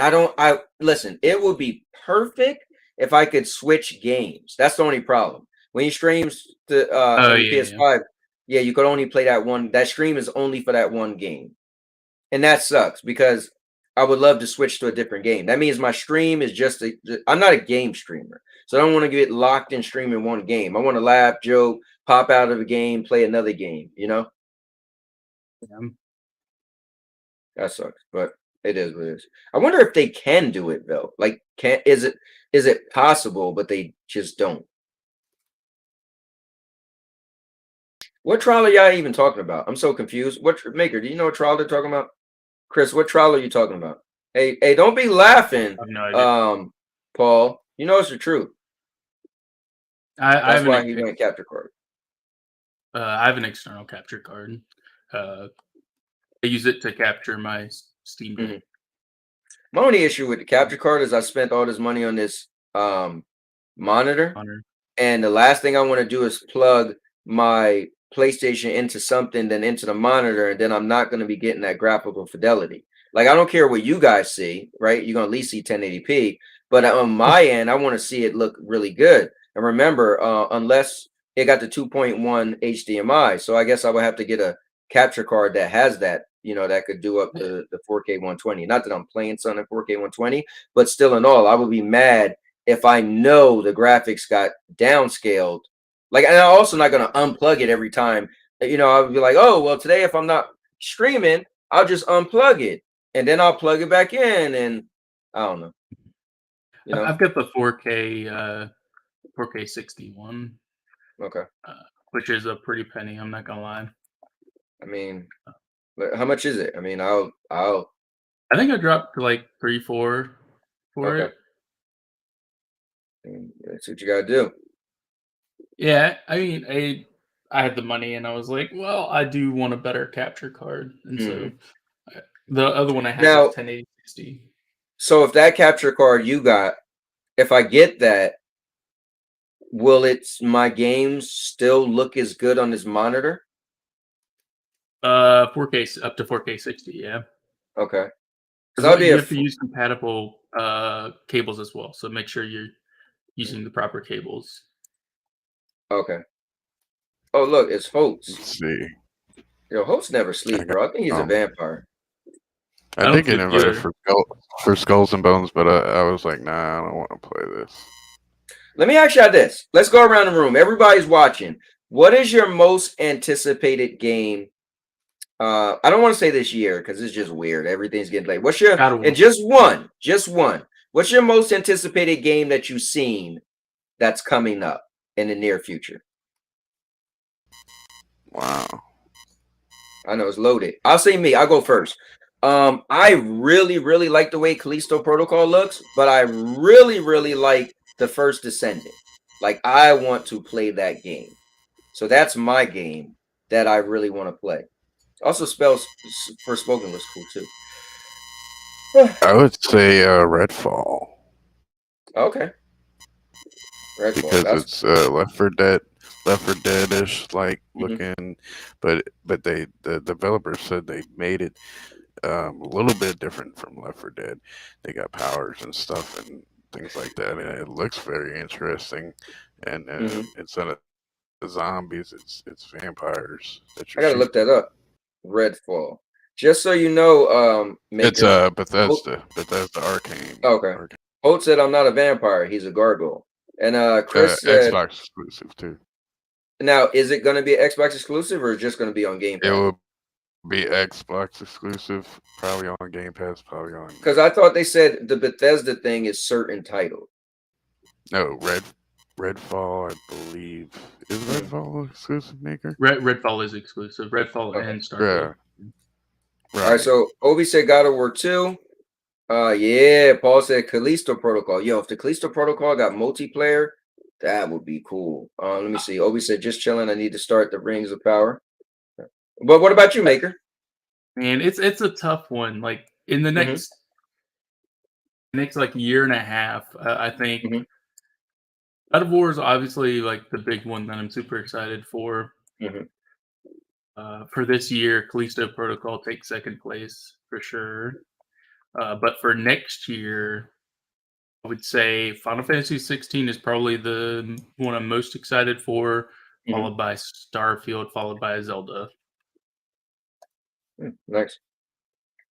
I haven't heard the name Starfield in so long. Wow, I forgot all about it.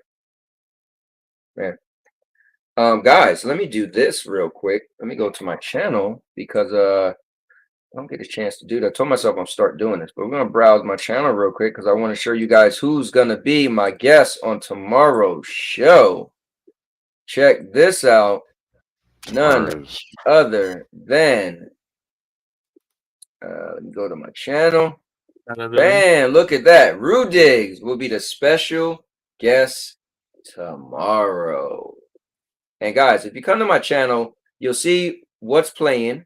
You'll see what's coming up next. I stream 4 days a week, Monday, Tuesday, Wednesday, Thursday, 5:30 p.m. Eastern. Today I went early because Doragon is, in another country. That's 5 hours ahead. And then, guys, if you want to be an all-purpose champion member, you could click join. I got my popular videos. These are any videos that's over 1,000 views. My top video is an Ethernet cable video that's right now at 77,000. Next is a treadmill video of 54,000. That used to be my highest, and then it got jumped over. You see all my uploads. This is where you can catch everything that I uploaded. I'm currently working on a video right now. I want to at least put out like 20 something videos before the end of the month, so I could have. I would have put out 300 vlogs in 1 year, right? I'm not gonna make that 365, but oh dang, I forgot about Jedi Survivor. I put that. I would probably put that above Starfield, actually. Okay. Just below Final Fantasy 16 for next year. And guys, I have shorts as well. So let's just take a look at one of my. Oh, I love this short. Hold on. I was just watching my own shorts last night, cracking up. What the hell is that? Grabbing a big log, throw it in the water. It got. Damn. Hold on. I don't think y'all seen what just happened. I can't rewind it. Amanda. Her name's Amanda? Yeah. Well, hold on. If you see what happened. You're not okay. I can't rewind it. They was dry. Oh, watch this. Hold up.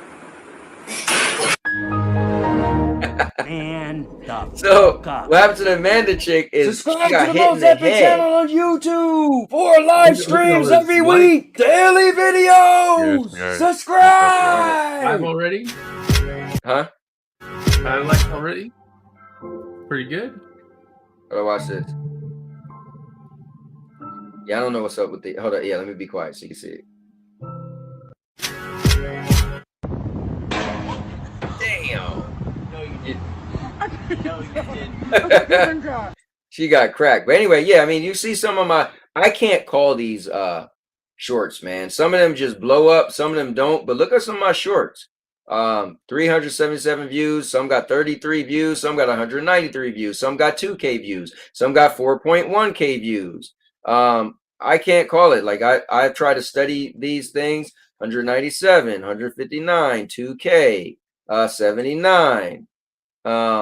I think the image is like what you see initially might be a factor. Yeah, definitely. I mean, and it's crazy because I have some where I changed the image and it just didn't stick. Like I can't call it. I feel like they got to do a better job.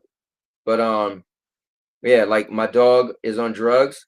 I mean, right in that. So it got 2K on drugs. I mean, watch. Oh, what? That's the wrong one. Oh. And nothing can go wrong.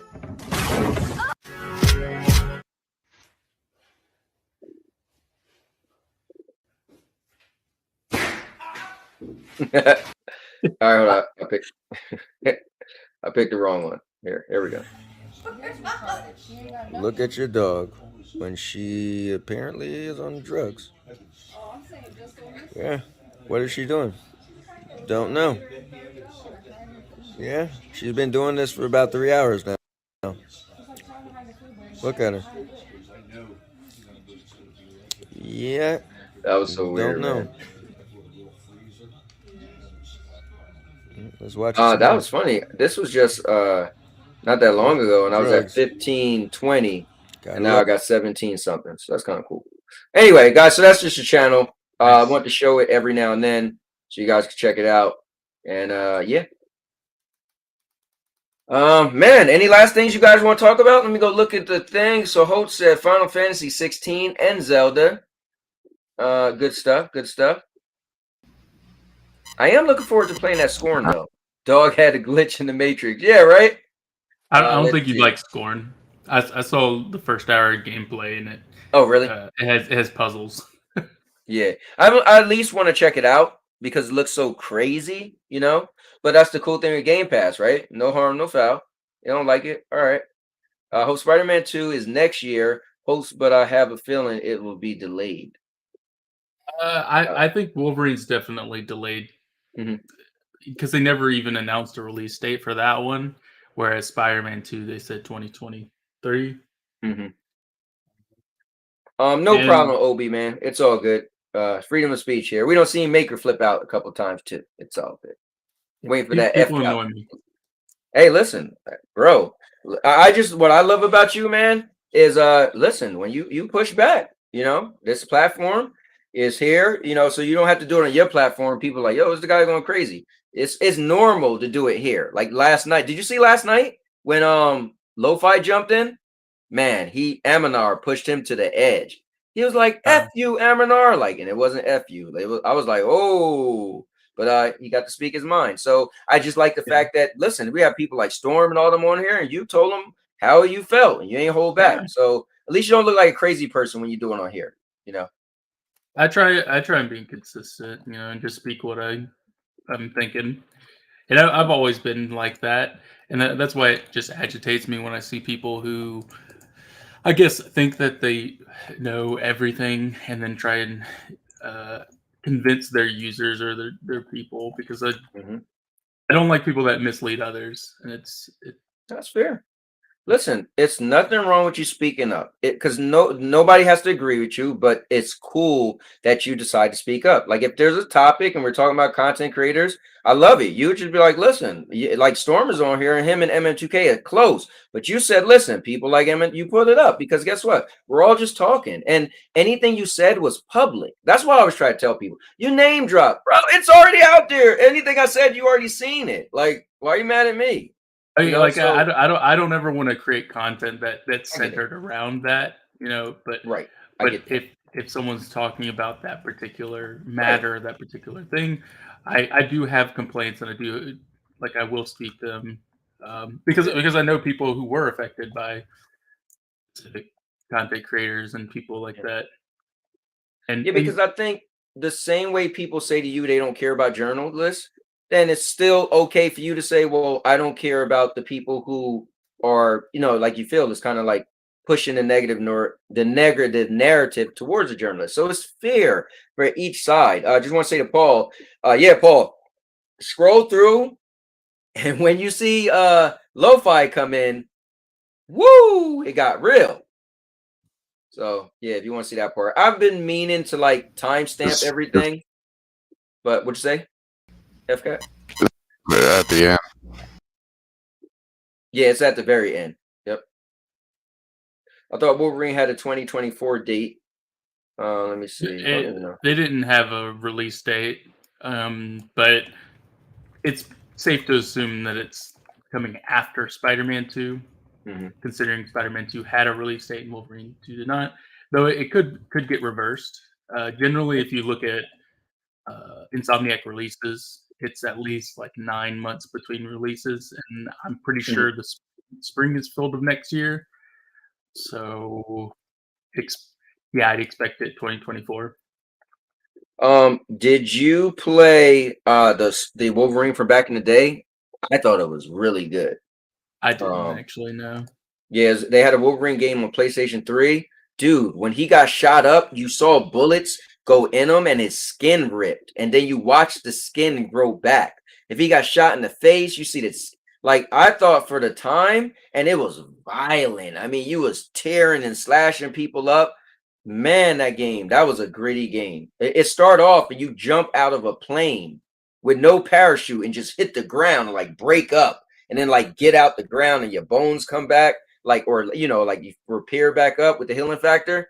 Oh man, yeah, that was a good game. So if they just say, you know what, we're gonna look at what they did in the past because we want it to be gritty. I don't know if they're gonna try to not be violent and have him stabbing people and all that with blades, but it's a video. I think it's gonna be violent. I think they have to, otherwise I think it's doomed to fail. Yeah, look, Paul played it, so that game was great. That game was great. I ain't gonna lie to you. Yeah, definitely. I want to tune in for your little supernatural. Yeah, man. Thanks for bringing that up. Yeah, I mean, we got 2 episodes already we did. It was pretty cool. Like I said, I had It'd be a whether you nice, believe it or not, but I nice had season. Nikki come on as a guest. She spoke about her being a medium. Those two pretty good episodes, man. You know? Yeah, that'd be a good thing to watch and listen Yeah. to. And we were planning on going to Gettysburg, which is like pretty haunted. But Chris was like, I want to get all the expensive equipment. I'm like, bro, let's just get in the car and drive out there. Like, we don't need all this nonsense. He's like, no, because you need the sense when the like he's super into it. So I'm more the skeptic. I'm the guy like, you know, Mulder and Scully. I'm Scully. I want to go prove nothing's gonna happen. And he's like, no, watch, something crazy gonna happen. You always had a story. I'm like, yeah, okay. So it's a cool dynamic between the both of us wanting to do it. Let me see. He said Believe it our or not, movie was I've PG-12. seen a The game was UFO legit. Yep, game was 18 plus. Go ahead. What'd you say, FCAT? I said I've seen a UFO legit. You seen one? Yeah, like I couldn't believe it. Mm-hmm. Like it was silver, slender. It was going behind of a cloud, Yeah. and when it went behind the cloud, it didn't come out the other side. It Oh, was that's just crazy. gone. Yeah, I don't know. I mean, I always wish I seen something, but I can't say I ever seen something that made me say 100% that couldn't have happened, whether it was a ghost or alien. Not Maker. Mr. said Cowboy was taking so long, man, finish Cobra Kai. We finished Cobra Kai like a month ago. We're already on to 2 different shows. So what we do, Maker, is when my wife and I watch shows, we pick 2, right? And then we watch them like unilateral, I guess, right? We watch one, then we watch the other. Then the next day we watch one episode, the next episode. So we did Cobra Kai and Black Summer, right? Now we're doing In the Dark about that girl that's blind and Miss Marvel. So that way we get through 2 shows at one time. Oh, okay. Yeah. Yeah, I've seen a bit of In the Dark. Okay. Yeah, We're only on the that first was all season, right. just so you know. Yeah, I felt like it tapered off and it wasn't as good, but Mhm. like I think I quit after season 2. Okay. I got a little like episode 4, season 1 happened, and I was like, I didn't like the writing. I was kind of bummed, but then last night we watched episode 5 and it redeemed itself a little bit. So I was like, okay, that was cool. So Yeah. I mean, typically I like sci-fi and futuristic and stuff that can't really happen. And I think this show is more of like, it's not a comedy, but it's comedic element. Like you'll laugh here and there and the feel good moments. It's not really my thing, but at the same time, it's cool because my wife, you know, mainly want to watch it. So it's, you know what I'm saying? It's cool that we're checking it out. And Miss Marvel, I put off for so long because I had no interest, but I do want to watch She-Hulk and I kind of want to watch them in order. So I'm like, okay, finally, let's watch Miss Marvel. So, and I'm actually liking it more than I thought. Surprisingly. I quit Miss Marvel and I quit She-Hulk. Oh, really? Like Oh. I got so bored of it. I think I was on like the first couple episodes of Miss Marvel. Hey, hold up, Maker. Maker, can you read this on the screen? Paul, dog. Maker. Oh my gosh. Yo. That was Stadia. Hey, yo, Paul, you ain't right. FCAT said, I seen a UFO. It went through the cloud and disappeared. He said, that wasn't a UFO, that was Stadia. I'm done. That's probably Paul. But y'all getting mad at me when I just bring up a topic on Luna. Yo, oh man. Paul, you go to hell for that one. I feel like nothing's really grabbed me Disney's side since maybe Mandalorian or Loki. I think those are the ones that I probably like the most in terms of shows. Oh, the Mandalorian. Yeah, Mandalorian. I watched the first 2. I'm like, so how you said with the Marvel shows, after I watched Mandalorian 1 and 2, I was like, okay, that was cool, but I don't want to get on the whole Star Wars boat. So I watched Mandalorian season 3 because I watched 2, but then I'm done. So I didn't watch anything else. But the Boba Fett was a disappointment, in my opinion. Mm-hmm. Oh, what? Both of them? Well, no, because you know how the Mandalorian shifted to the Book of Boba Fett. Okay. Yes. And honestly, it was horrible except for the Mandalorian parts, and that was like less than half of the series. So of that season. Yeah, I'm done with that. Mr. Urban said, did the last episode meet your expectations? Talking about Cobra Kai. It was definitely good, really good. It was cool. I think the ending was a little weird. What happened at the end, I won't say. It was like some it was I don't know. I mean, yeah, I'm gonna be with it and everything, but you know. Rudig said, have you seen Beer? No, I've never seen that. It's on Disney Plus in Canada, 10 out of 10 show, and I don't watch shows. Oh, so what? 10 out. See, when people say 10 out of 10, so I'm gonna have to look up Beer. Now, let me put this on you. Now, have you seen Behind Her Eyes? That is a 10 out of 10 show. And it's a what do they call them, Maker, when it's a short thing? They got a term for it now. A limited series? Yeah. So it's only 6 episodes. Blew me away. Definitely in my top 10 favorite shows of all time. It was really good, and I can't say that much because I will ruin it. And I even told people, listen, I'd rather you never watch the show than me tell people like, well, tell me more. No, I can't, because I went into it blind and it blew me away. So I feel like you either just not gonna watch it or you ain't gonna have me ruin it. But let me see. Oh, I think Chucky starts today, right? Mr. Orr said, I'm waiting on Chucky, Titans, and Alice in Borderlands 2. I think Chucky started today. Today's Wednesday, right? Or is it Tuesday? No, today is Wednesday. Let me see. Miss Marvel was okay, and She-Hulk review doesn't seem to interest me, though you guys review could change my mind. Yeah, I gotta check it out. I am a big fan of the Hulk. I only saw a couple episodes. It was okay. I mean, I didn't see anything really wrong with it. I mean, the people who saw things wrong with it were like, one of them people that are like, they have to see something woke about it, you know? Oh, gotcha. Yo, Paul said he think that's the first time he heard you laugh. Paul, that was the funniest thing I heard this year, bro. Oh man, I might have to make a clip of that. I have Disney Plus and haven't watched any of the shows yet. Hey man, honestly, the Marvel shows ain't that good. If it wasn't because they're connected to the Marvel universe, like if they was called something else, you'd be like, that show was decent, but it ain't great. Yeah.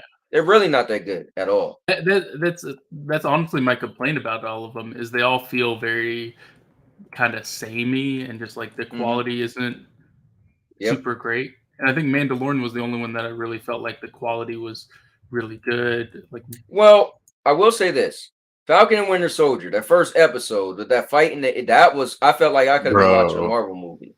I will say that. Falcon Winter Soldier was gangster. Yeah, I will say that. Did you see that, Maker?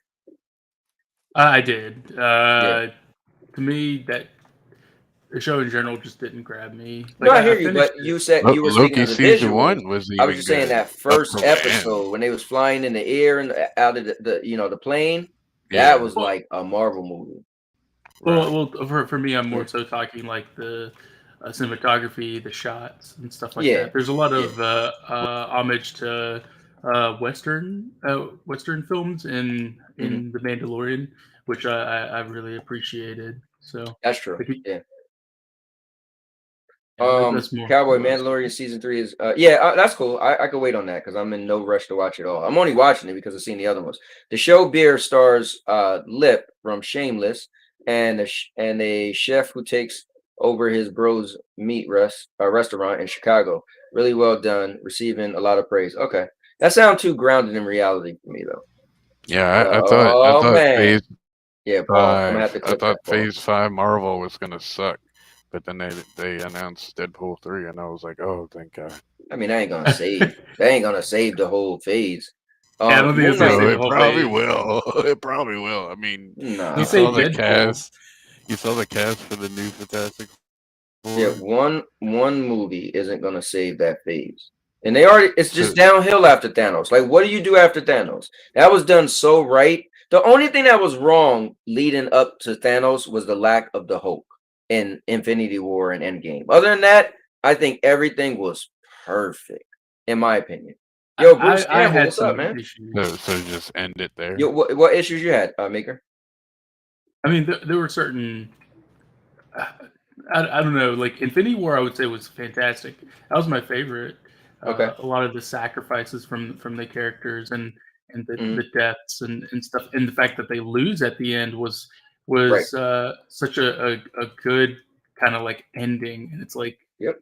is that it? You know? And Endgame, the time travel thing, I was a bit iffed about. You know, I Oh, don't. I I actually like that. typically I like the idea of time travel, but I Mhm. don't like the idea of time travel without consequences. And it didn't really feel like Mm.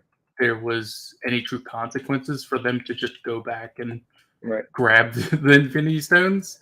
Well, they That's had my their big. issues, but They had issues, but none of it was, Mhm. I guess, super consequential. You Right. know, it. Well, I Um, mean, technically it was because they brought back the old, stronger, or a younger, stronger Thanos. Technically. well, they brought back Thanos to beat him again, but like there was no the only significant loss really was like Iron Man and maybe Mhm. Captain Y'all America. crazy. I mean, that was a huge Actually, loss, I bro. got a question for both of y'all. The ending of Logan. Do y'all believe he's actually dead? I don't know. Don't care. Yeah, they've already said that the Deadpool movie will take place before the Logan movie. No, I'm saying because there was a deleted scene where he does come out the grave. His claws come out the grave. But Logan was Yeah, just but I think over. that he's done. Like Yeah. no, I I think mean, him as a No, so you're just like asking us, do we in the think he? comics, in the comics, Wolverine can self-generate himself from Yeah, we just a know that. drop of blood. That was based off the Old Man Logan comic book. Right, But which his whole adamantium takes over his whole body and becomes yeah, I a just think statue. Wolverine is, I mean, listen, he's a great character. Hugh Jackman, amazing actor to play him. But the movie was good. It was violent, which I was happy about. X-23 was in it. That was dope. But I mean, yeah. I mean, do we think he's dead or not? If I had to say yes or no, just based off what you see at the end, it'd be cool if he was alive. I'll throw that out there. Rudik said, "Do you agree with Thanos? Would the world be better if you cut the population?" So, not really, because you got good and bad people. If you want the world to be better, just get rid of the bad people. You No, I know? think the thing that I would say is I understand the idea, but Mhm. there's an issue. Like it's been just there's like games like Final Fantasy 14 which have discussed this. Mhm. Is should you take other people's lives just because you lost yours and or try to regain balance? And the issue is that these people are currently living these. Is it your right to take their lives in place Mhm. of the lives that you wanted back? And that's I understand the idea, the emotion behind it. Like the Yeah. emotion is, yeah, we should balance it by doing this, but the uh, thought process behind it is no, these are people, and we shouldn't be taking that away. Yeah, I mean, I get it. He just felt, with the limited resources in the world, people fighting over this and that. Just if you got rid of half the people, it'd be a better place because you got rid of half the people. But I feel like the math will still be the same. If you're not pointing out people who are making the world bad, all you're doing is getting rid of 50% of the population, but you're still gonna have the same issues, you know? Yeah, But Rudig said, you're slacking, bro, because you didn't time travel yet, Maker. Hey guys, you think we'll see Sabretooth in Deadpool? I think it's Sabretooth and Wolverine is kind of overdone, maybe. Um, I mean, that would be perfect. We'd yeah, never seen Hugh Jackman. Well, we saw him fight Sabretooth yeah, in we one did, we did. first movie. But Sabretooth, I mean, Deadpool as with we all Wolverine know, will be he can't amazing. fight just like Wolverine. Oh, let's see. I mean, yeah, so we've seen it done, but I mean, if you want to go through it again, let me see. If Ekpat was a superhero, he'd be the guy who sends out shockwaves when he talks. I can see that. He'd be like Havoc. Logan is done. Uh, That scene in Logan where he caught the guy jacking. Oh yeah, Oh that was a my great God. scene. But I mean, you can't sit here and tell me that a tree branch killed, Wolverine. Hold on, tell us what? Oh, that tree You branch. can't sit there and tell me, yeah, the tree branch killed Wolverine. Like that sounds stupid to me. For me, the idea was his like powers were waning, and that his regenerability. Right. But You know. still, I mean, Maker. Rudik said, Maker Chaos. Get Team Thanos. You can hear it in his voice. No. Bill Harrison went to work as Thanos last week for a fantasy dress. I heard. Yo. He did the snap and Stadia was gone. Yo, Paul, come on, bro. damn. Oh, but he'll be Black Bolt. Oh, Yeah, that's man. the. Yeah. All right, guys. I am. This was cool, man. We talked about some shows and stuff, man. It's cool to hear you guys and your interest in what you like other than games. Really cool, really cool. But tomorrow we're gonna have a good one, man, because Rude Diggs is gonna be in the building, and I have no clue what his mystery question is gonna be, and he has no clue what mine is gonna be. Maker, I need to schedule you too, man, because I would love to hear 2 mystery questions you have, and same thing with you, FCat. So next week I only have 1 guest booked in so far. That's Lion for Thursday. So if you guys want to hit me up in the Discord if you want to pick a day. And the cool thing is What you about don't have Monday? to. Yeah, bro. If you want to do Monday, I'll pencil you in on Monday. Yeah, I could probably do Monday. Okay. So guys, Maker Chaos will be Monday. Shoot me a picture you want me to use, Maker. For your thumbnail when I make it. Or I could just take the picture of your That probably wouldn't be kind of my thing. Okay, not a problem. I didn't want you anyway. So Maker, I could take the thumbnail that you use on Twitter, but you let me know if you got another picture you want me to use. But guys, hear that? That's fine. Oh, that's fine. Yeah. Okay, cool. Guys, you heard it here first. So that's cool. And then just Tuesday and Wednesday, schedule some people and that'd be cool. But yeah, just want to do something different. So yeah, Maker, just come up with 2 topics or questions, and you won't tell me. I have no clue to that day. And and I'll do the same with you. All right, sounds good. All right, cool.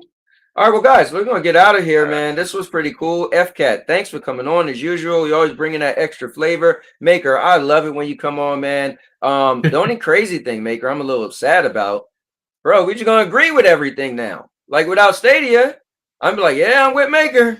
We can be like best buds. I'm like, I agree. Like, damn it, we can't even argue no more.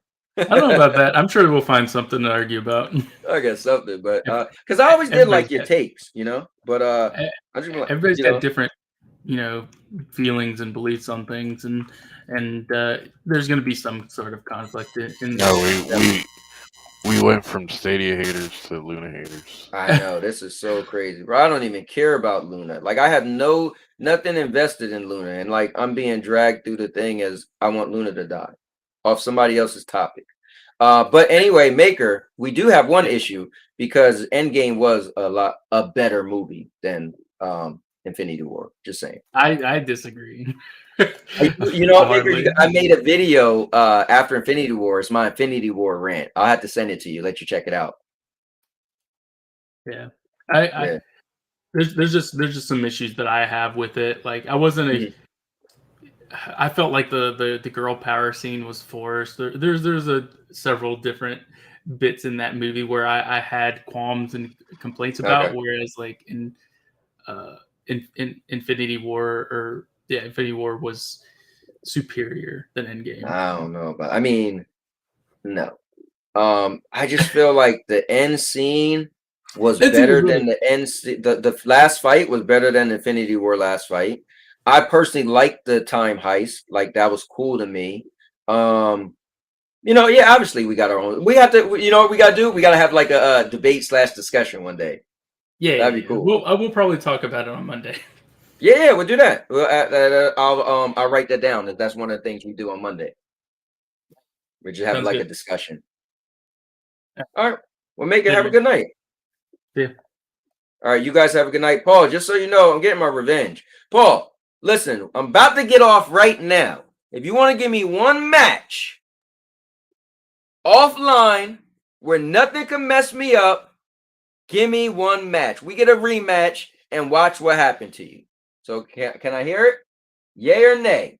You being called out. I'm going to end the stream, turn on my PlayStation 5, and you and me, one match. Yay or nay? Nothing? Nothing? If it wasn't for that rat, they'd all be dust still. I mean, that is true. The rat was the savior of the whole thing. No, Paul? Oh, there we go. Oh, hell yeah. Actually, I gotta make that my sound when Stone Cold comes up on my screen. So I want to play too. All right, mister, we see you there. All right, Paul, send me an invite. I'm turning my PlayStation on. Let's get one match, man. Gotta switch my PlayStation controller. I don't even know where my other controller is. All right, there we go. Turn on. All right, guys. Well, look, this was epic, guys.